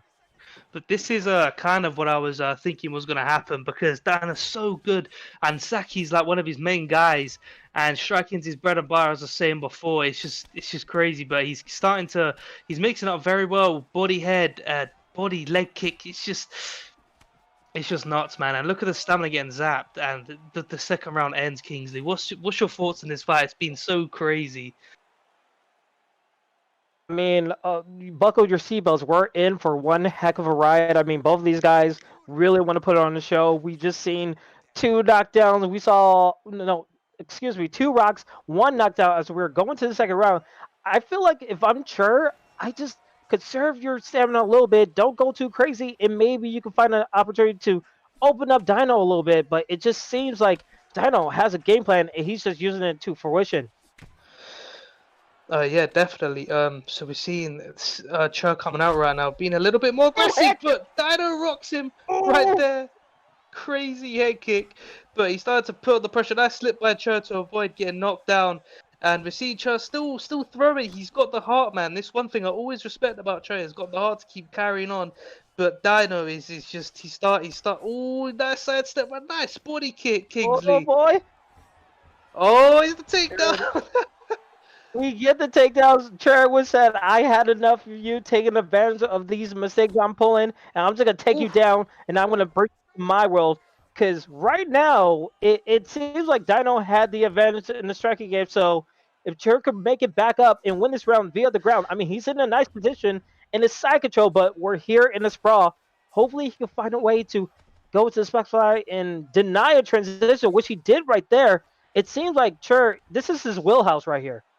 Yeah, so now Dino is in Cho's world, and we're gonna see what happens here. Cho gets up and he starts talking. He's like, "All right, cool. I've had my fun. Let's get back up and do what we actually initially agreed on." But Dino, as soon as he stand back up, nice rear leg kick right there, taking the power away from Shogun. I mean, taking the power away from Shogun, but a Dino going ahead, he evades the head kick, but again tries to go for a leg kick, gets checked. Chur is finding a way to attack the bite, and he's probably gonna do that as he gets a rock with a vicious uppercut. This could be huge. This could be momentum shifted with less than 2 minutes to go. Chur is on the warpath right now, Stan. This is crazy. Chur's definitely got some momentum off that rock, but Dino continuing to work that body and zap the stamina of Chur right now. But we're going to see if Chur can continue that momentum. We just go off that rock and a nice body kick by Chur. Look at the stamina. It's getting more even right now. And a nice body kick. I feel like it's only a matter of time. These body shots, it's going to lead to an uppercut or a head kick. We're just waiting for it as it gets closer and closer to the end of the second round with less than 1 minute to go. Sure, I feel like he's trying to set up. He's trying to set up a head kick, and he goes for it, but it doesn't land. And that's a lot of stamina loss as Dino goes for a head kick, whips. Can Sure take advantage? He cannot. Both of these guys trying to go for the home run hit, Stan. Yeah, they're both just kind of, they're throwing stamina out of the equation and they're just going at it right now in the phone booth. But nice rock by Dino. Let's see if he can capitalize. He does not. Decides to go to the body. He gets a slip uppercut right there. But the round ends as we're going into the third round, Kingsley. What are your thoughts on that round? Oh, I said, buckle your seatbelts. You might as well toss that seatbelt because you're just going off a freaking cliff with this fight. I mean, both of these guys just trying to destroy each other with head kicks and uppercuts. This third round is about to be insane as we see a sign of respect by both guys touching them up. Hopefully, they give us a one heck of a climax ending that we deserve in this fight because this fight has been incredible, Stan. It's definitely been. It's just completely been insane. There's been no shortage of fireworks in this one. They're both just going at it completely. Nice body front kick right there by Chur. Let's see if he can continue the momentum shift he got in the second round until he got up. Let's see if he can find that again. Because Chur's a lot of heart, man. I do believe he could, but he gets uppercutted right there by Dino. And Dino's doing very well, just slipping, getting him into some vulnerability spikes and just rocking him. Very nice combos that we saw from Chur. Again, stamina is looking a little bit close. Dino has the advantage so far. And a nice Ooh! slip and a nice combo right there. This could be dead, but that stamina is low for Dino. He can't contribute and can't take advantage of that knockdown. And those slips, they're looking a little bit more dangerous time and time again. Maybe a head kick to just dismantle. Ooh! Oh, Stan, this is getting a little bit crazy, man. These combos. Oh, Dano gets rocked by Oh. Chur. This is insane. my and Dano goodness. rocks it back. Wow, this is getting crazy. Not that it wasn't crazy, but I didn't think it'd get any crazy, but it is. It is in this third round in the ESFL. Dino, look at the head health of Oh both my guys. God. Dino gets rocked again. Let's see It's a Chur can get the slobber knocker. knockdown. He doesn't. Oh. Body rock? You wow. like mom Kingsley, spaghetti time? wow. This is insane. Both guys using all of their stamina. It's mom spaghetti time. Play the Rocky music. This fight is gonna get insane. I am speechless. Look at Dino just completely just Body kick. forgetting about he's not he just Oh my another God. rock right here for Dino. I'm lost for words, I can't speak right now. Ooh! Oh, he's He trying gets to the use that head head kick, gonna kick. knock down though. He's getting closer. And a nice hook by Chur. This 118 is left insane. in this last final crazy fight. Oh, goes for a head kick, misses, doesn't get it. On a body shot. Oh, he almost had it. Wow. Dino almost had it with 1 minute to go. Who is going to get the knockdown? This is crazy. I don't know what to say. Dino has a tiny bit of a stamina advantage, but right now, at this stage of the fight where the both stamina is both. Oh! Head kick lands. No way, Oh. he clipped him with that crazy combo, Kingsley. Wow. Oh boy, 15 seconds left. Anything is possible. Both guys not blocking. They're going to go ahead and finish off brawling. 5, 4. Oh! It's over! Uppercut! Uppercut by Dino! No way! That is crazy. Dino with the knockout. Wow. 2 seconds left in that last round, and we see both guys going for an uppercut and a hook, and just one guy was able to survive. I mean, look at this replay. That's insane. Both guys connecting. One guy falling to his knees and down to the ground as Dino takes the victory. What a fight, Stan. Wow. Wow. I'm lost for words. I don't know what to say. This is what a fight, Kingsley. Oh wow. That definitely kicks off the main card in style on the ESFL tonight. Wow. Wait, I you're don't telling know me what that's to not the say. main event? That's still got more fights after this. What are you telling me, Stan? Like this is oh my god. Like again, Stan, like being real, that was a fun fight. People are saying fight of the year, fight of the night. That's definitely our fight of the night so far. But man, what a fun fight. Just go ham, put on a show, wake the people up, give them their fighting coffee. I mean, great showing by both guys. Definitely. That fight is gonna be so hard to top for fight of the night. And even in cards to come. I don't know what to say. A great performance by both, I guess. It was a great fight by I both mean, it in was all fun. seriousness. Exactly. Oh, Oh man. I hope we get both these guys back in the ESFL in all seriousness and see more of these kind of fights because that was so crazy. It's so rare to see two high level guys just go at it like that and just throw everything out the window and just completely meet in the middle and brawl like that.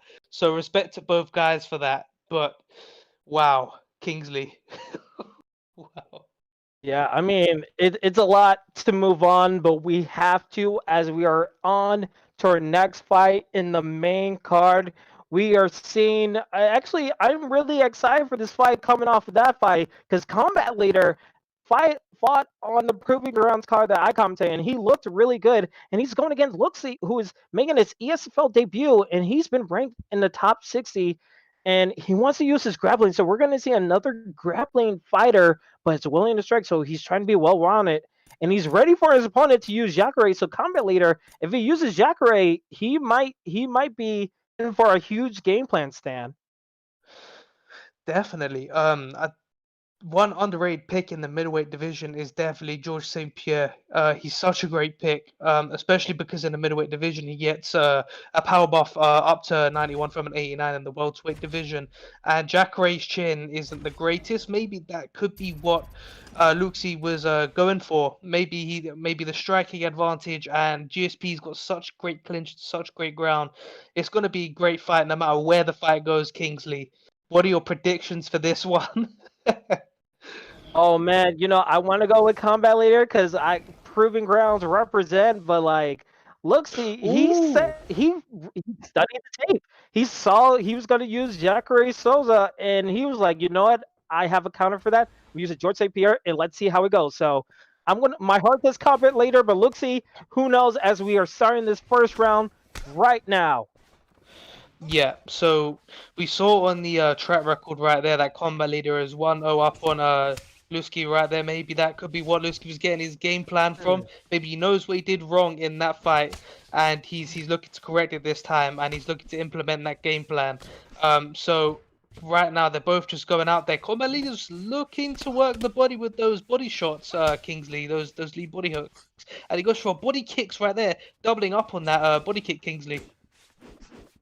Yeah, I mean, both of these guys know they faced each other before, but they know what they want to do. Combat leader switching up the levels, and we see more Superman punches by Luxi. It seems like he wants to open up, and he gets a nice head kick, damaging the head of Jacare Souza, and it seems like he's learned from his previous fight from him. Again, yeah, that blocking kick. Go ahead, Sam. No, so this guy is nuts. All right. They're definitely going out of this fight. I think combat leader's definitely looking to take away the stamina of Lusky, but GSP's got such great stamina, man. I don't see him. He's gonna have to really work that body, make Lusky whiff, and just punish him really. But Lusky gets some rock right there. Spin kick to the head, doesn't get the knockdown off that, but here we go. I think combat leader's he needs to be a bit more careful boxing right now, but it looks like Lusky's definitely fixed the problems from the first fight on that track record. He's definitely looking to implement that game plan. Slightly more stamina, and he's got better body health stats right now. I was gonna say it seemed like a down low complete for a second, but then the Jacare Souza pick looking really nice as he tries to go for a takedown, but gets denied, and we're back to a clinch. Luxi looking really nice right now. But again, both guys getting some nice shots out as we're just seeing some slips and nice uppercuts. Flying really high. What's this? Oh my goodness! Twice. No, he didn't. What a knockout! Did not do it. Wow! Oh, you can watch all the tape you want of your opponent, but when you go for the kill, you best not miss as combat leader whiffing the head kick. Look at this replay. Boom! Realize he saw his opportunity and gets the knockout. My God. Oh, man. 2 fights in a row, Kingsley. 2 crazy knockouts. This is insane. And knowing that Lusky had full control of that fight, rocked it multiple times. And as you said, when you go in for the kill, you cannot miss, especially when you're throwing such high vulnerability strikes like that moving rear head kick. A lot of people know about that jab straight rear head kick knockdown combo. Combat leader predicted he was going to do that, and he got it correct, and he knocks him down with the 2 hooks. Wow, that was a crazy knockout. Wow, I don't know what to say. I mean, it looked all good for Luxi. I mean, he had the flying knee, he was doing so well, and then the one head kick. Combat leader apparently saw that. He was like, "Oh, you saw tape on me, man? I'm the Matrix, and I have Souza. I'm just gonna knock you out with a jab, like it's nothing." I mean, yeah. Kudos for both of these guys for fighting. I mean, hopefully we'll get to see them in the future ESFL cards. But combat leader, he's looking pretty nice from Proving Grounds. I'm just saying, Proving Grounds, we're looking good here. It's some good stuff. it looks like we're getting ready to have more fireworks because we have our next fight ready, and we see a familiar name, but he changed his name a little bit, Stan.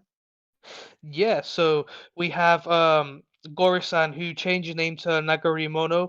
Apparently he was a good UFC 1 player, but he missed UFC 2, but he's looking to return to UFC 3, change his name and return with the old name against another familiar face in Davey H. So this is going to be an absolute banger, especially with the fighters that they are currently hovering over, Kingsley. Give me Oh your thoughts boy. on this.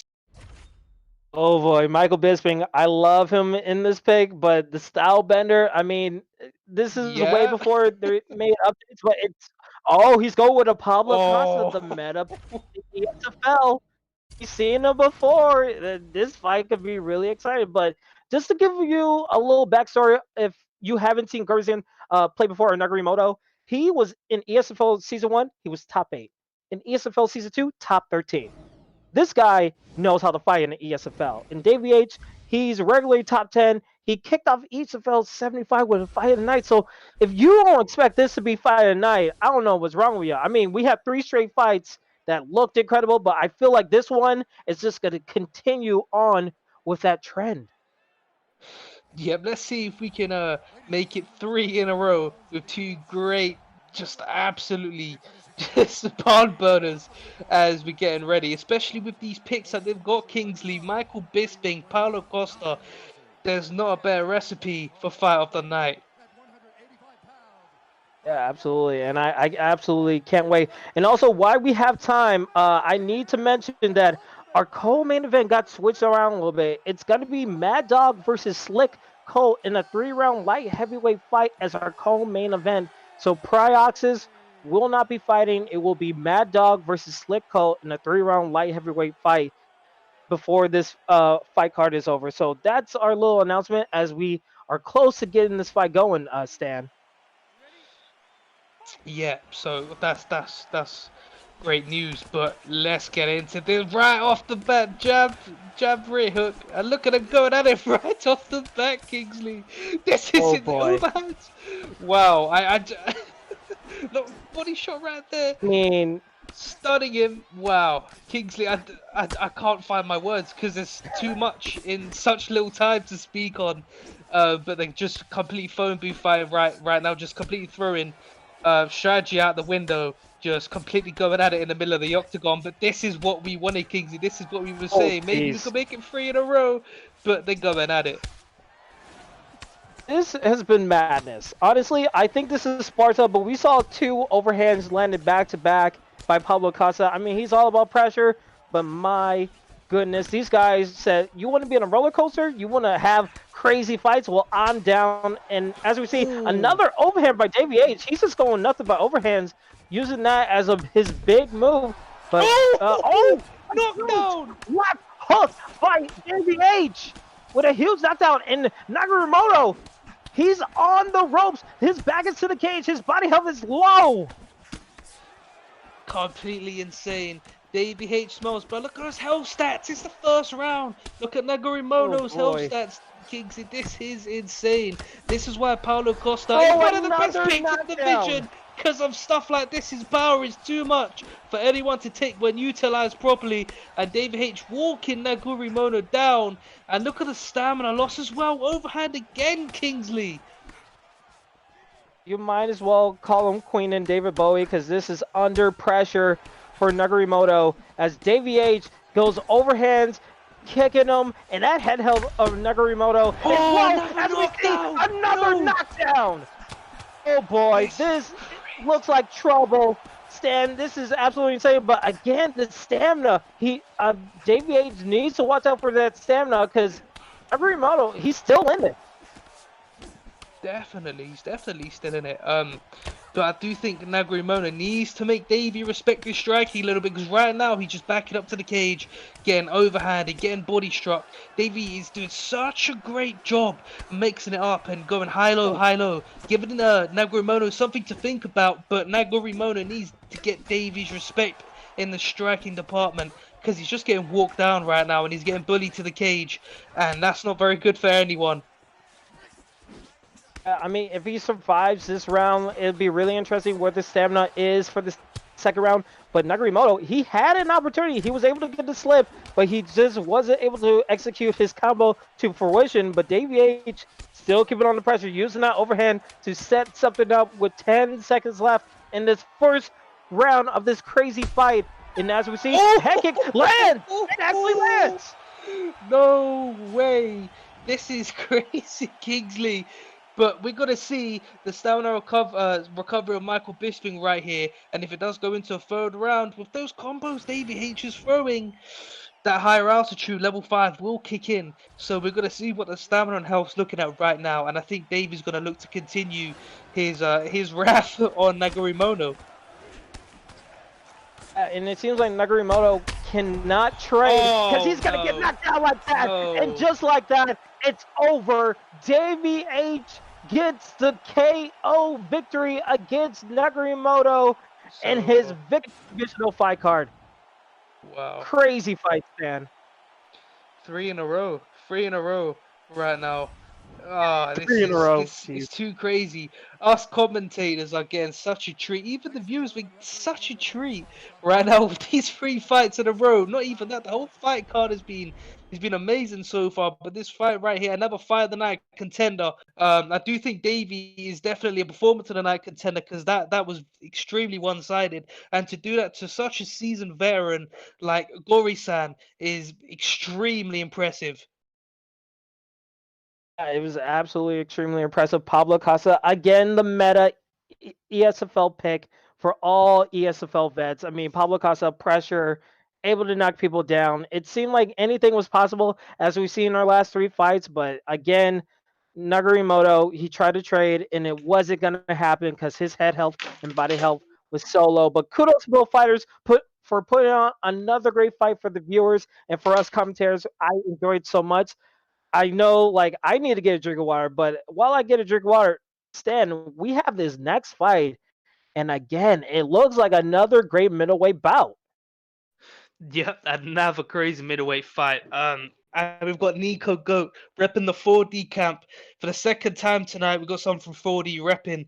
And let's see if they can make it 2-0 tonight against a tough fighter in King Leonidas 021, aka in the community known as Drew. So Drew he's got such a good GSP, he's got such a good Michael Bisping.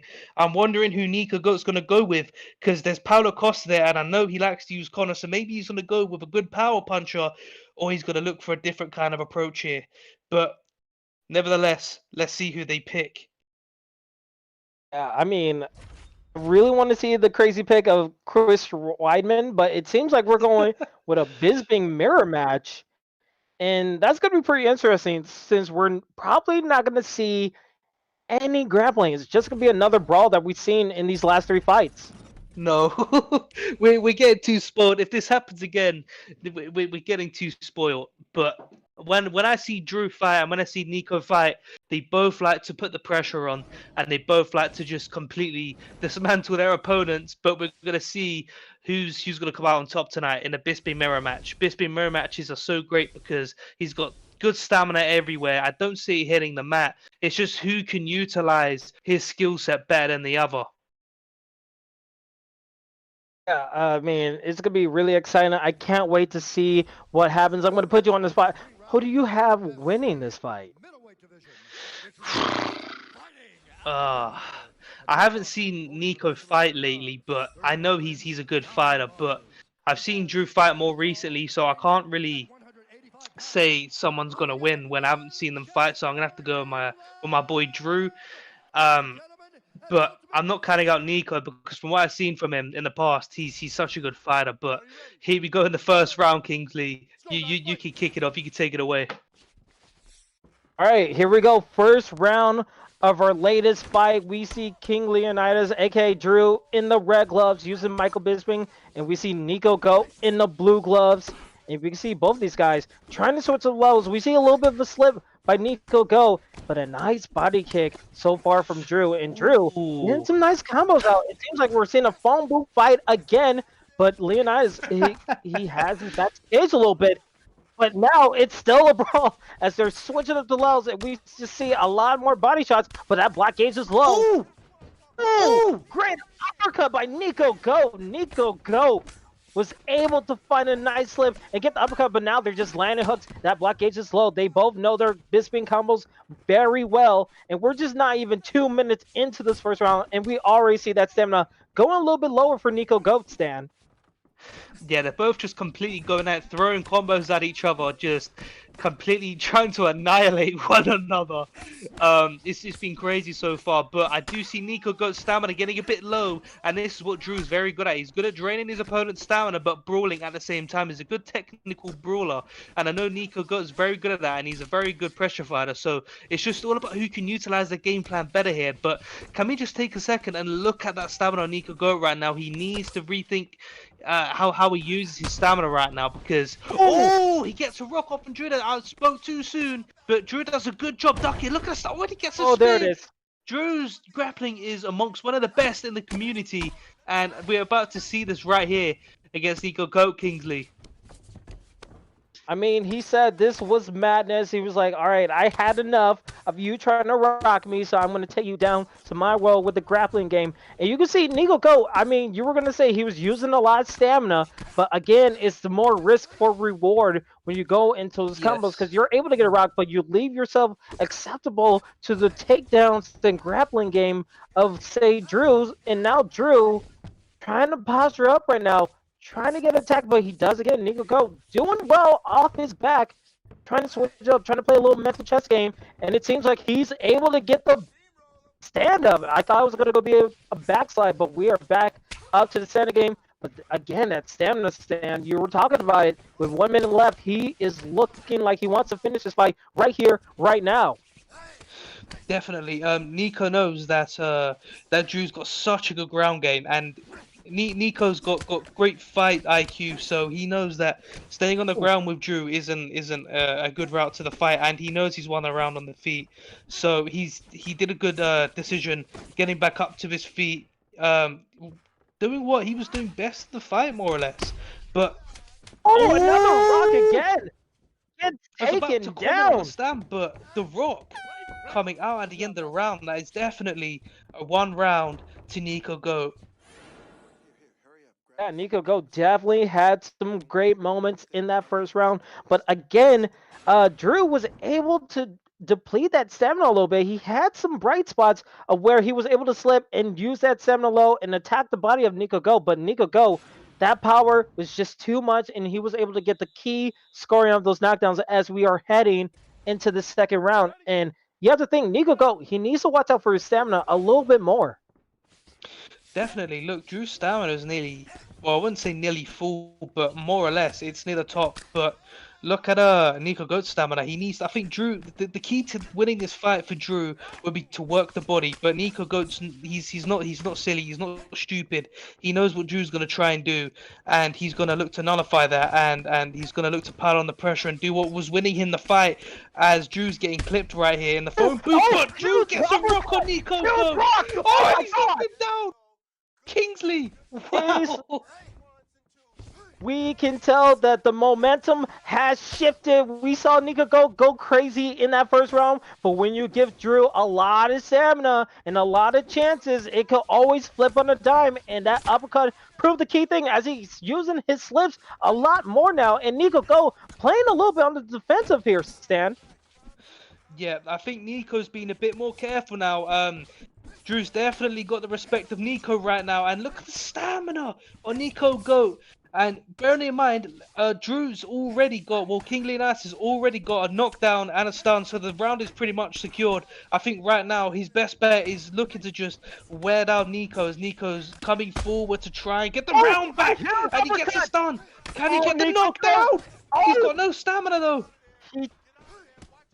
He tried. He had the head kick. If he had more stamina, that probably would have been a knockout. But again, that stamina playing a huge factor with 2:25 left in the second round. King Leonidas, he needs to watch out. Both guys are making mistakes and leaving themselves rocked. No, oh my goodness! Did he actually do this? Nico going crazy. Leonidas going crazy. Both of these guys are just getting rocks after rocks. Yeah, but I think Nikoko's going to go into zombie mode soon with that stamina. But if this reaches that third round, we're going to see Michael Bisping's higher altitude perk that I was talking about in the last fight come into play. Look, he's already entering zombie mode. Now Drew just needs to work the stamina. He's already got the round through the knockdown. He just needs to wear him down for that third round, soften him up and just pick him apart in the third round. But Nico Goat's doing such a good job making a comeback in this round. But now he's in zombie mode. It's going to be a little hard to compete on the feet against Drew. Look at the stamina, and Drew's just abusing the stamina right now, Kingsley. Yeah, I mean, you could see the body health of Nikago is low in King Leonidas. Sees it as he gets a vicious head kick. This could be it. This could be damaging. Gets it down the takedown. Oh, he's knocked him down! He's knocked him out! Victory over Nico Goat! No way! Such a crazy fight! Wow! Wow! It seems like after Nico Goat got rocked in that second round, the mood changed a little bit. It was a difference of momentum. We saw Nico Goat use all that stamina to disrupt the block gauge of King Leonidas, aka Drew. But once Drew had enough stamina, he was able to do the same to his opponent. So I feel like the change of momentum kind of just messed up Nico Goat in those final seconds, Stan. Yeah, I totally agree. I think that Nico Goat did so well in the first round, but he just threw the stamina game out of the window and tried to go forward, trying to get the finish with Drew. But this is what we were discussing before the fight. Nico Goat is such a good aggressive pressure fighter, and he's so good at it, but Drew is so good. He's such a good technical brawler, and he knows what he's doing. He was just being patient, remaining calm in that first round. Came out of the second round strong, got the knockdown, and played the stamina game, which won him the fight. It was such a great fight. 4 great fights in a row, King. Who would have thought? Who would have thought? And I guess we have to say thank you guys for even being here, for watching these amazing fights. This is what you can expect here in the ESFL, aka Esports Fight League. If you guys are new here, we are live on Twitch, we are live on YouTube, we have a Discord. If you want to join fights like these, we have a Proving Grounds card. I am your commentator, Kingsley, and alongside me is Top Man Stan. We are talking here for you guys in this ESFL exhibitional fight card in tribute to Mike's Live, one of our fallen members of the UFC 3 community. And if you're wondering what the ESFL is, it's a bunch of the top fighters from the UFC 3 game fighting each other to prove who is the absolute best. And this is one of our exhibitional cards.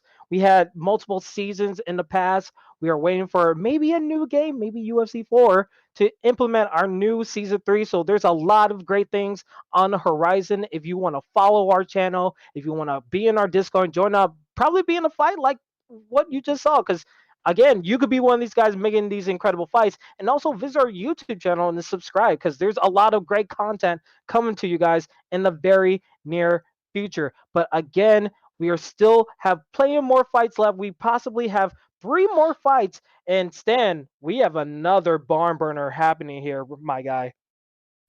Yes, we do indeed. We have Trixie matched up against Pirate Kip in the welterweight division, right? So Pirate Kip hovering over Amari Akhmedov, and Trixie hovering over the Darren Till pick. But there's no way Pirate Kip is going to choose Akhmedov. I think he's just not picked this fight yet, but they're in a fighter selection screen as Trixie is looking at other fights to pick. As he picks George St. Pierre, no surprise there, because Trixie has great grappling as well.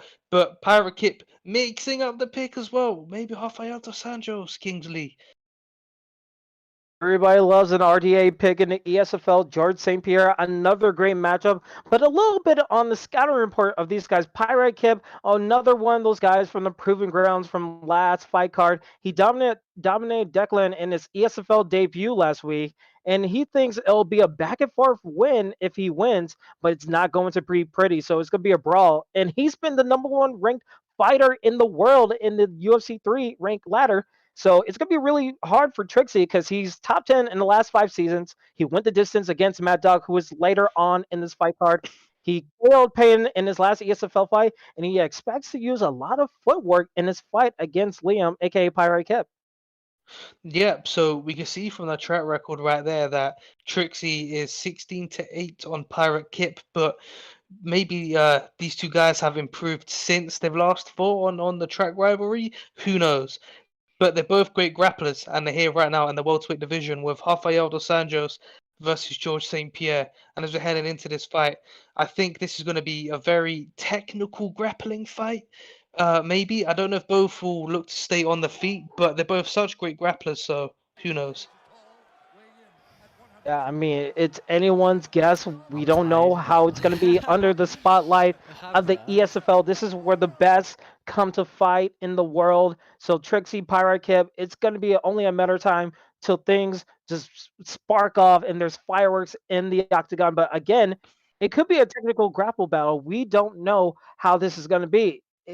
Pirate Kip, he says it's not going to be pretty going into this first round. As we see it going, here we go. A little show of respect, a nice bow from Pyrite Kip, who is in the blue gloves. No, actually, excuse me, it's Trixie in the blue gloves. We have Pyrite Kip in the red gloves. Yep, so they both touched it up here. Now they're both meeting in the middle of the octagon. I think Trixie's taking his time. He's gonna look for his openings for the takedown. But judging off the scouting report, I think Pirate Kip is gonna look to keep it on the feet. As we've said, it's gonna be a good back and forth fight. Maybe implement a little grappling, but who knows? But Trixie, nice slip hook there, nice leg kick. I think he's definitely gonna look to implement some grappling, knowing Trixie. He's starting to chop up those legs, but working the body as well. Very nice. They're both meeting in the middle right now. Nice. He's throwing the leg kicks out there, Kingsley. I mean, you can see Trixie, he's trying to use that slip to engage his opponent, trying to see if he could be a counterpuncher to Pirate Kip's actions. But Pirate Kip staying patient, going for the leg kicks, trying to find his avenues, but he can't get caught with those uppercuts. That could lead to huge trouble later on to this fight as we're approaching 3 minutes left in this first round. And we see both guys being very technical and just trying to find their distance, not really finding the fumbles as we've seen Oh, in the nice previous slip. fights. Yeah, definitely. Pirate Kip's taking an aggressive approach to this fight. I think, judging off the way he's come into this fight, and Trixie's looking to kind of take his time, work the body, drain the stamina. But right now, he's just getting clipped against the cage by Pirate Kip. Pirate Kip's doing such a good job pressuring, throwing those body strikes and throwing those rear hooks to the head. And let's see if he can keep this pressure on and maybe keep Trixie gets a kick. Yeah, there we go. Nice front kick. This is what you need to do if you want to pressure. You need to utilize those push kicks. They're so key in pressure fighting. And here we go. We see Trixie coming out of the cage or out of the outside of the cage right now, and he's looking to kind of, say to Pirate Kip, hey, get off me, get off me. And we're gonna see if there's some grappling implemented. There we go. Judo countered Oh, into we the see it. clinch, Kingsley. Yeah, I mean, this is a cleanse. Oh, we might see a super by Trixie going to side control, and that's what you like to see with a George St. Pierre pick. But again, Rafael dos Anjos, he's no slouch on the bottom of the ground game, but it's up to whoever this like little mental chess game when you go to the ground game because you don't want to be the one who gets denied the transition and gets caught up into a reversal because that could be the absolute worst decision for Trixie.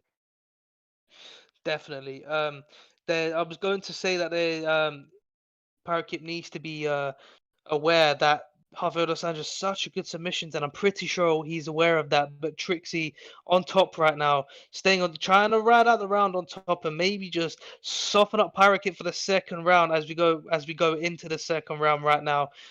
There was enough time for submission. Although I would have liked to have seen it. I do like me submission, but we're going into the second right now, Kingsley.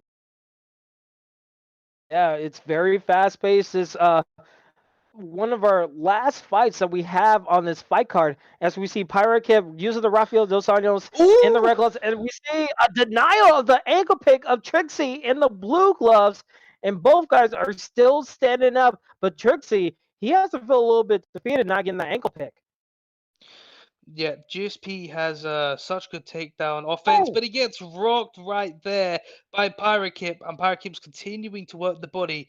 But if you're looking to ankle pick someone, you should try and match their stance. So if they're southpaw, you need to go southpaw, and if they're orthodox, you need to go orthodox because If you do it that way, then the J for the ankle pick is pretty quick. But I'm too intrigued in this fight right now. I'm looking at it and I'm trying to talk, but I'm just interested. Such a good technical fight.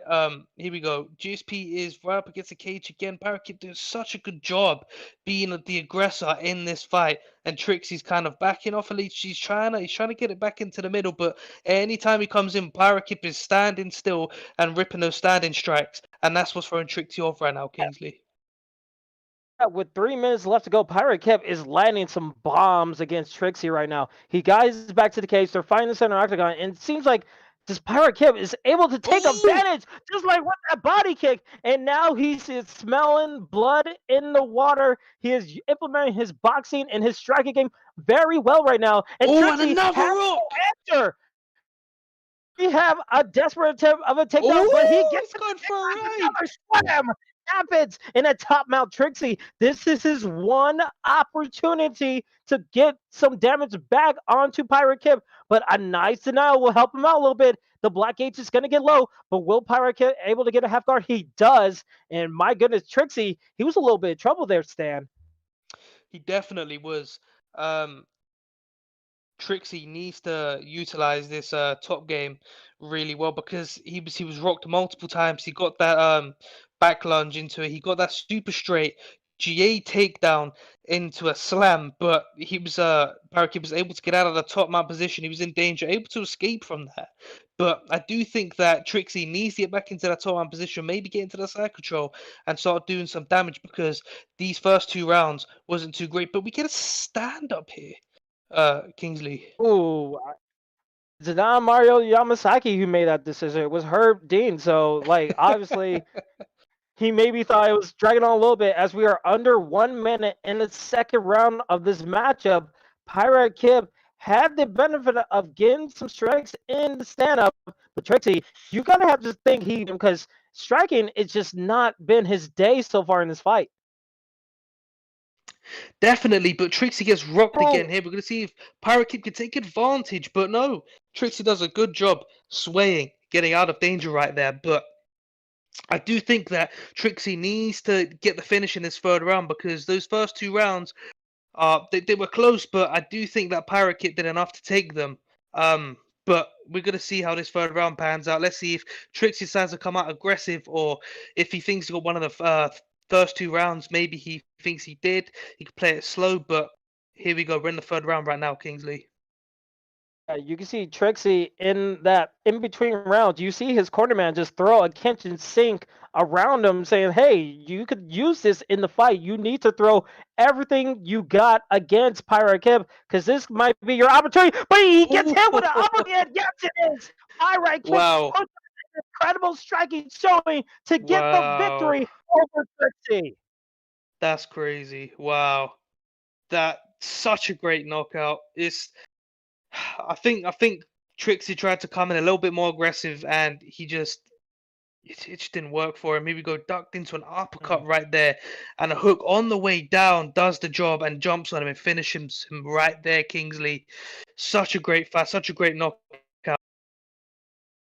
It was indeed such a great knockout, and you could see Trixie, he was using that slip from the first round a bunch to just initiate a counter punching technique, trying to get his opponent to whiff and swing. But again, he ducked the wrong way, and Pirate Kip was able to get the vicious uppercut to get the knockdown. And you can see Pirate Kip, he won in Proving Grounds, he won today, he's back-to-back wins. I mean, I could see him going further on to maybe main event. I mean, this guy is looking really good. He was ranked #1 in the world, so he's proven it really well in the ESFL. And my goodness, Stan, we still have 2 more fights. Well, yeah, I'm looking at this next fight right now, and I think it's going to be a Gokansaki mirror match. Again, we're going to see another light heavyweight division, fight right now, and we're looking at Slick Cole and Mad Dog right now in a Saki mirror match in the fight selection screen. It's getting interesting. I think we're getting word from the back, possibly, about what we have later on.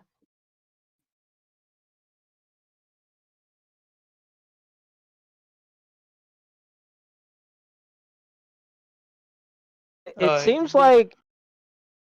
seems like Mad Dog is using another alias to fight in this co-main event. Again, it's gonna be Mad Dog versus Slick Cult. Slick Cult, you can see it's gonna be on the right side of our fight selection. As we are taking a look at the fight card, there is a lot of changes have happened. Prioxis will not be fighting. Siles will not be fighting. It's gonna be Slick Cult versus Mad Dog, but he's using another alias.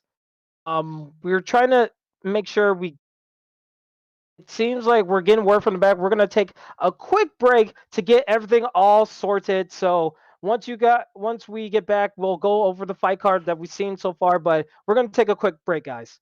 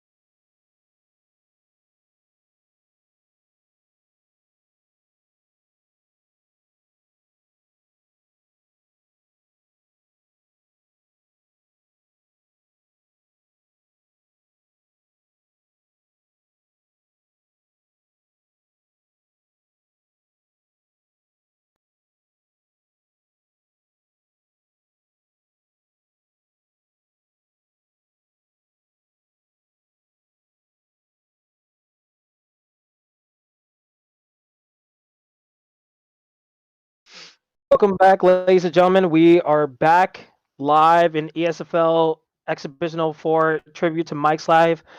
Due to some discussion in the back, we are unfortunately gonna have to cancel our co-main event fight. We are still waiting for our main event. We still have that coming up, but the co-main event fight has been scrapped, unfortunately. We apologize for that. But again, Stan, we have had such an amazing card so far. I mean, Yeah, we had what, three straight fight of the years, fight of the nights. I mean, there's been incredible showings that we've seen so far. yeah.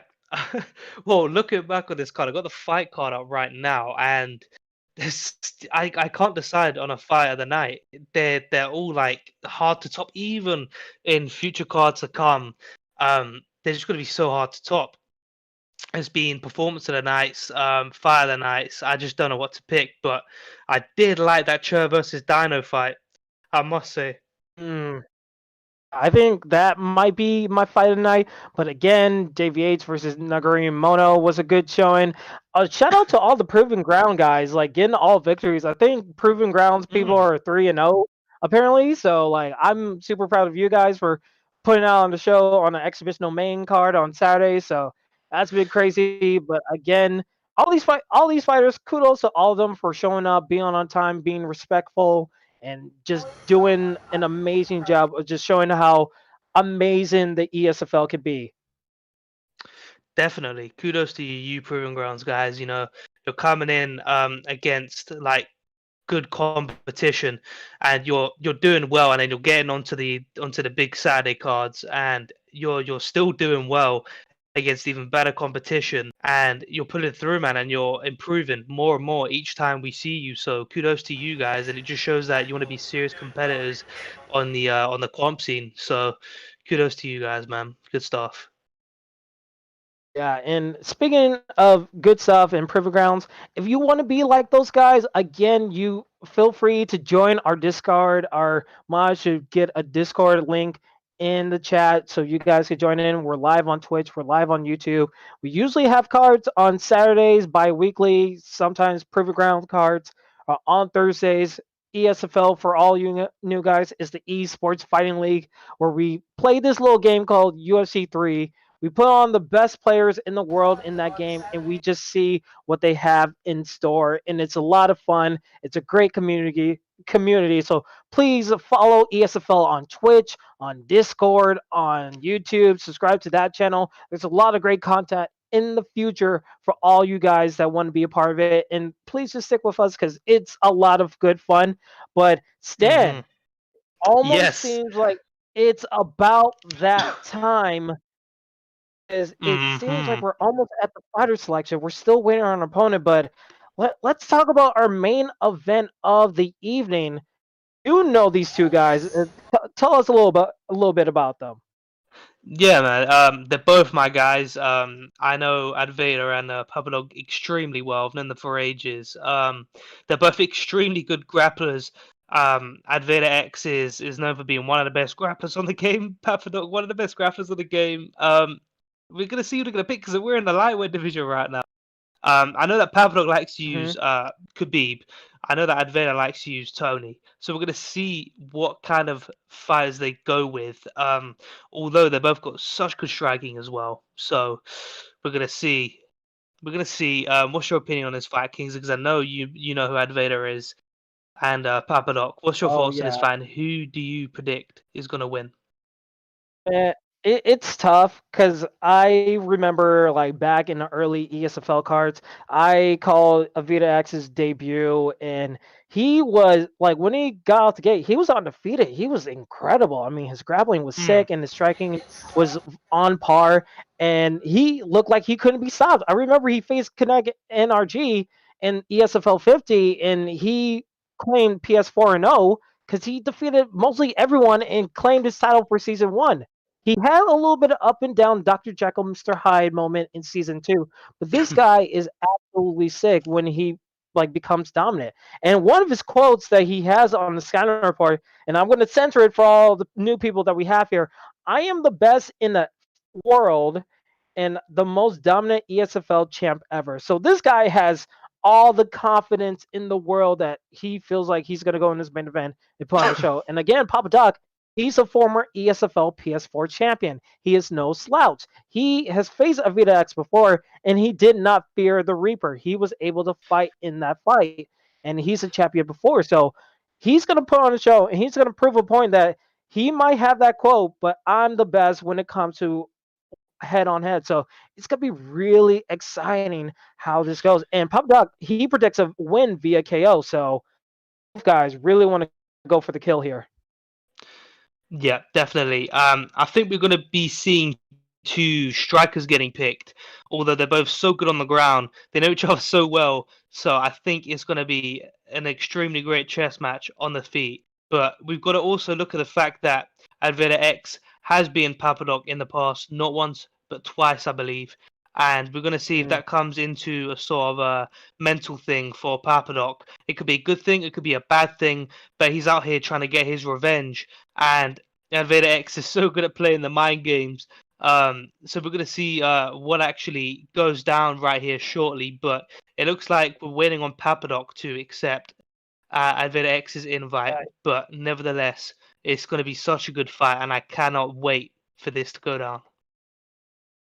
I mean, this is a little bit of history. I mean, I said from the beginning of the show that we've seen these guys fight before, and Avita X has the upper hand when it came to their last fight. So will it be history repeating, or will it be history revisited and changed a little bit when Papa Dog gets a victory this time? But who knows? And it seems like there's still discussions to be had about what could possibly be this main event. So it's gonna be really crazy how these both guys like fight. And as you said, lightweight division.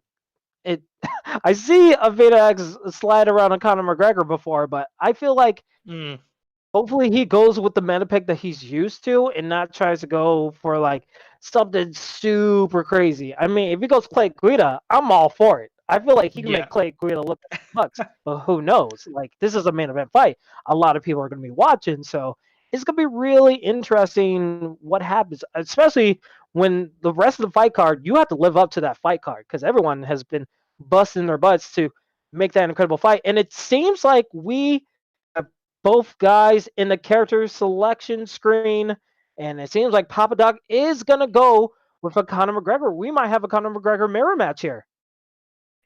Yeah, I thought this might will be was going to happen because they're both so good on the ground. So I think they're looking to test each other's striking right now. But as we were saying before, going back, I remember back in season 2 of the ESFL, Advaita did get in a bit of a slump. He was losing some of his fights, but he was a phenom in the first season, running a crazy title run, and towards the end he started picking himself up again in season 2. So let's see if he could pick up from that and look to take up Papadoc for the third time. But let's see if Papadoc can get his revenge here, Kingsley.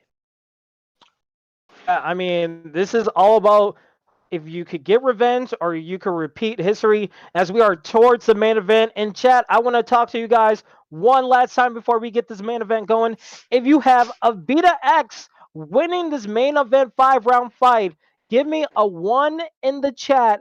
But if you have Papa Doc taking the victory and getting his revenge, I need to see a 2 in the chat for this main event fight. And while you guys are doing that, Stan, I gotta know where your head's at. Who do you have winning this fight right here, right now? Same. I know both of these guys. They're both good friends of mine. But just judging off their 2 meetings before, I've got to go with Advaita X. I've got to go with the favorite in this one. But Papadoc is no slouch. He's improved his striking over the period of this game, and we're going to see if he can implement that. But Advaita is such the thing is with Advaita, he's got such good striking, but it's not because he does all this crazy stuff.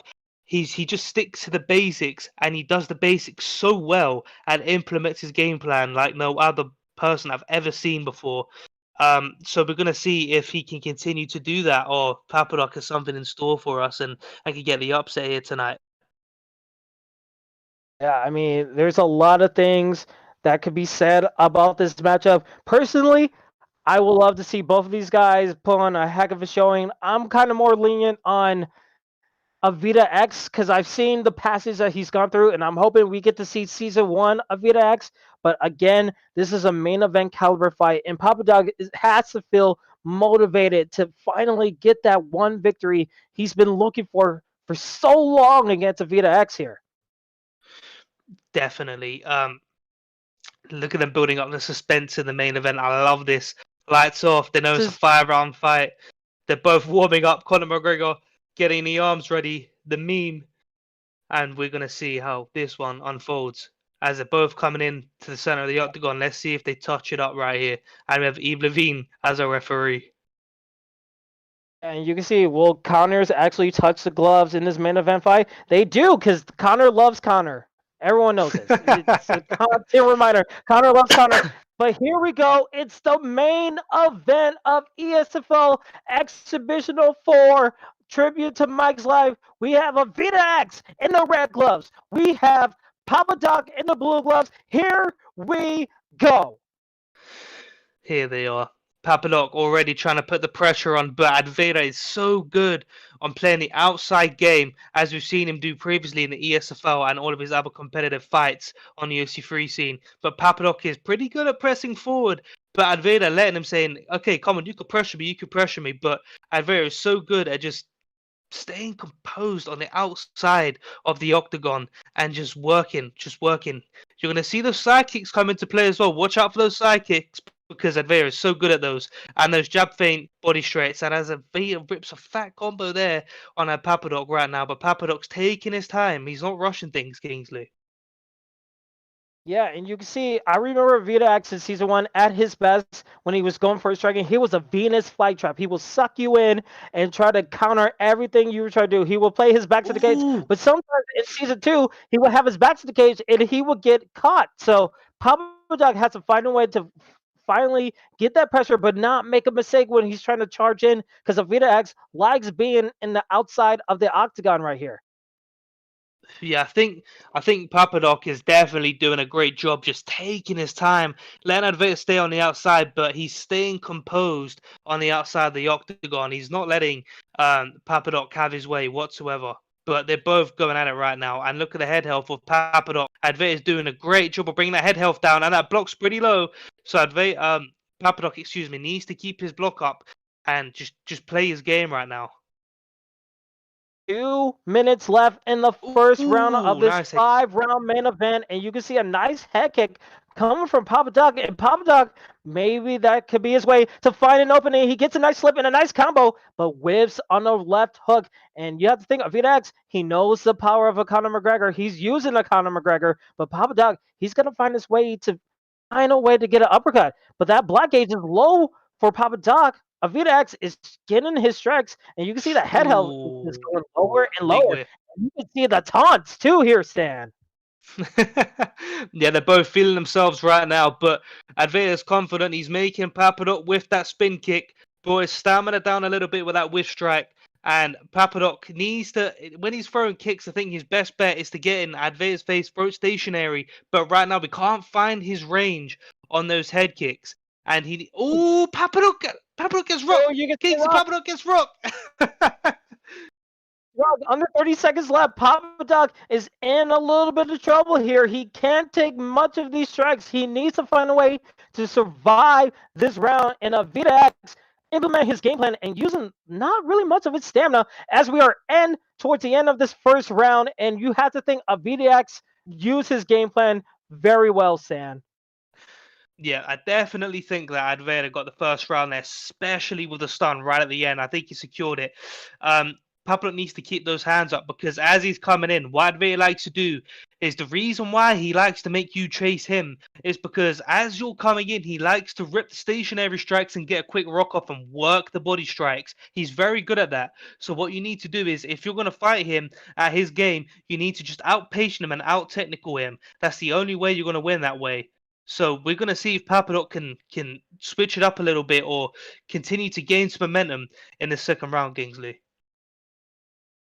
Yeah, I mean, the second round is about to come up in our main event fight. Again, Avita X in the red gloves, Papa Doc in the blue. It's a rematch of their previous title fight for the ESFL PS4 title from Season 2. Here we go, and we see Avita X going to the body, switching up levels, and that block gauge for Papa Doc is getting low and low. Yeah, so Pablo's starting to come in a little bit more. I think the way you're gonna beat Advea when he's pressuring like that is as I said before, taking your time. But you don't want to let him fight his game and let him rip those stationary strikes. You need to pressure him with footwork, pressure him with a nice jab, or maybe some body kicks as well. But you can't just come in there and stand stationary with him because he will get the first strike off.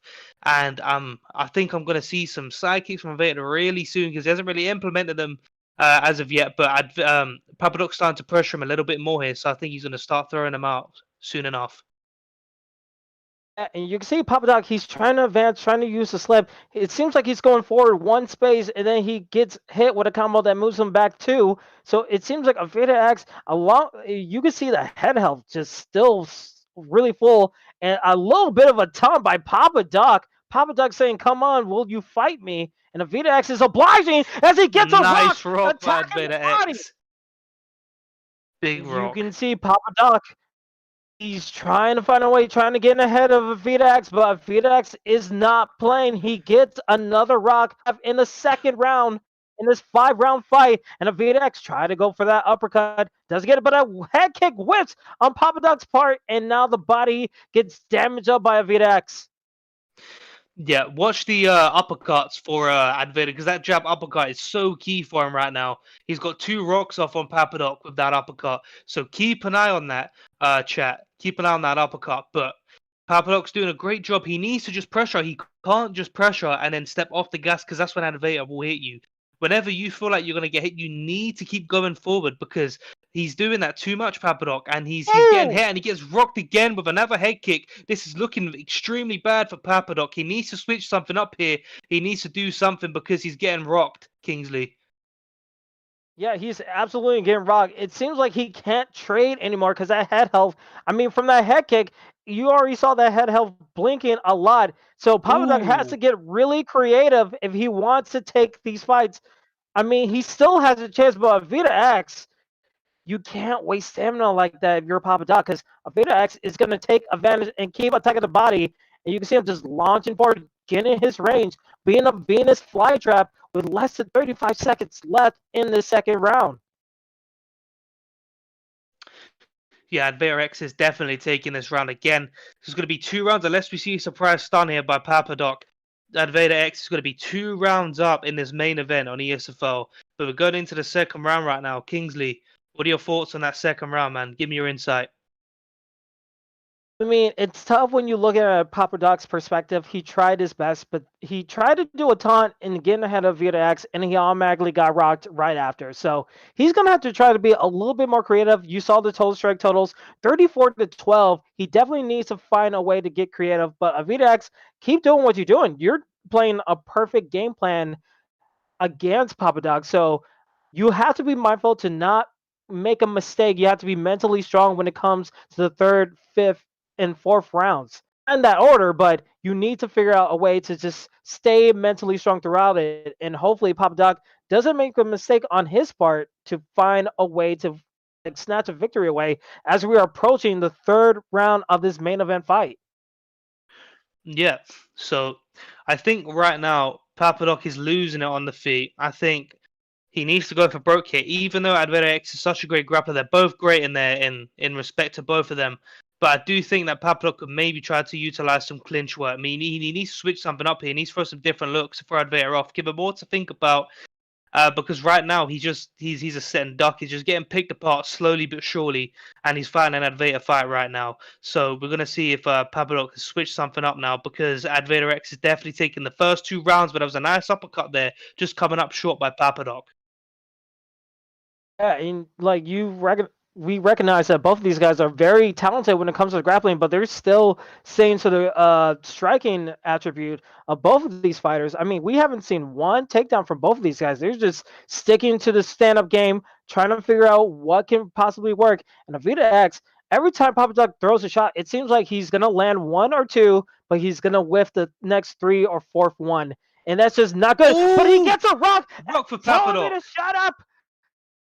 Papadoc finally gets an answer to the question of where he could damage Avita X, and now Papadoc feeling a little bit confident he could take this fight back, but he needs to be careful and watch out for those slips because those slips could be dangerous for the stamina stand. Definitely. I think Papadok needs to just calm down a little bit now because he's won the third round. He's winning the third round. He's got the stun.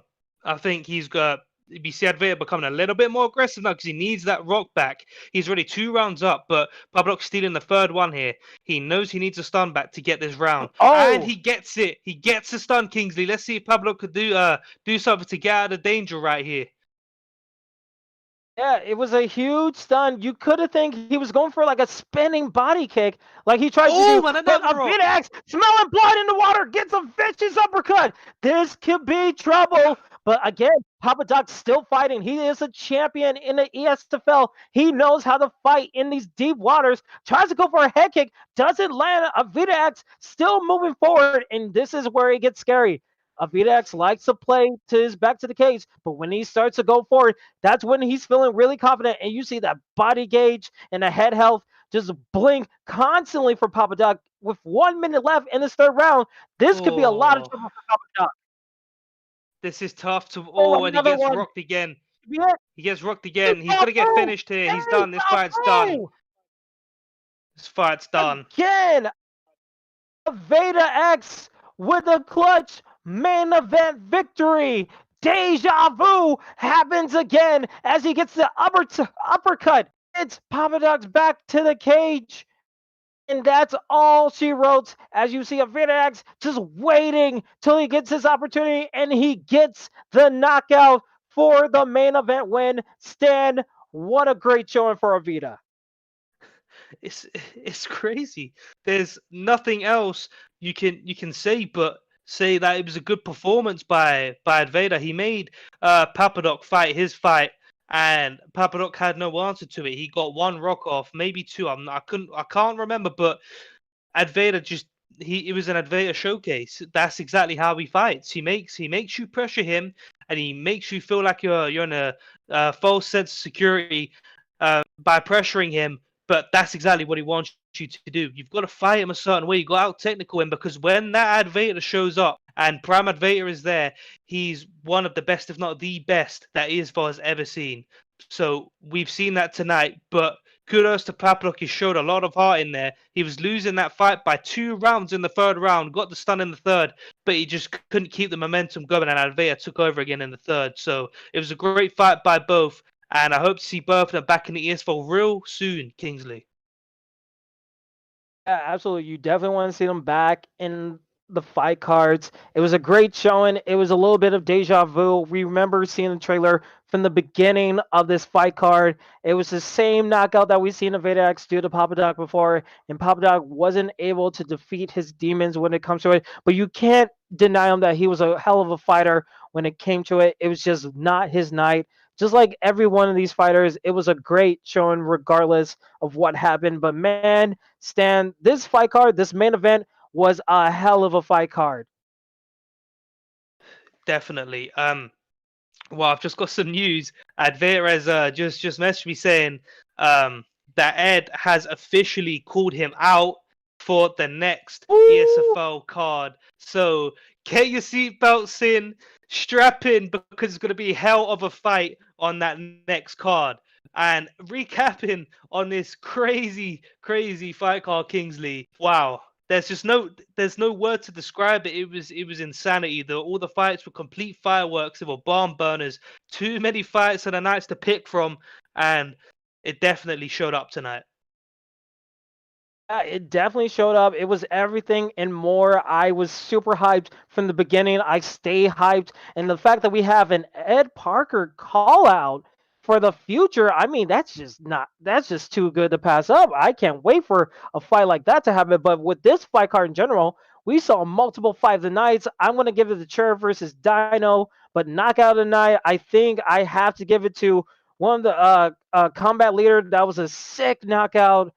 Just crazy stuff that we've never seen before. It like Purple Grounds was showing up. We had a main event fight that was great. We had fight of the nights. We saw vets put on a show. A lot of great things are happening in the esports fighting league, and I can't wait for the future to see it.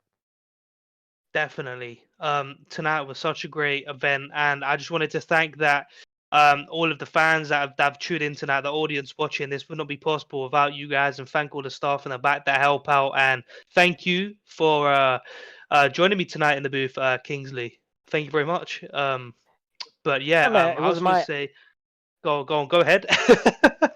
No, I was gonna say like, yeah, man, it's been my pleasure. I wasn't expected to commentate this card, but I'm glad I did. It's always a pleasure to be here in the booth with you, Stan, and just commentating in front of all of you guys live here on Twitch and on YouTube. And again, shout out to Luber Libre for handling the production side of things because he's been putting all the Definitely. work into those things and helping us out. And shout out to the mods for helping us out in the chat, trying to keep a positive vibe in the chat and discords and everywhere else. I appreciate you guys. Thank you so much for watching and just doing what you can do.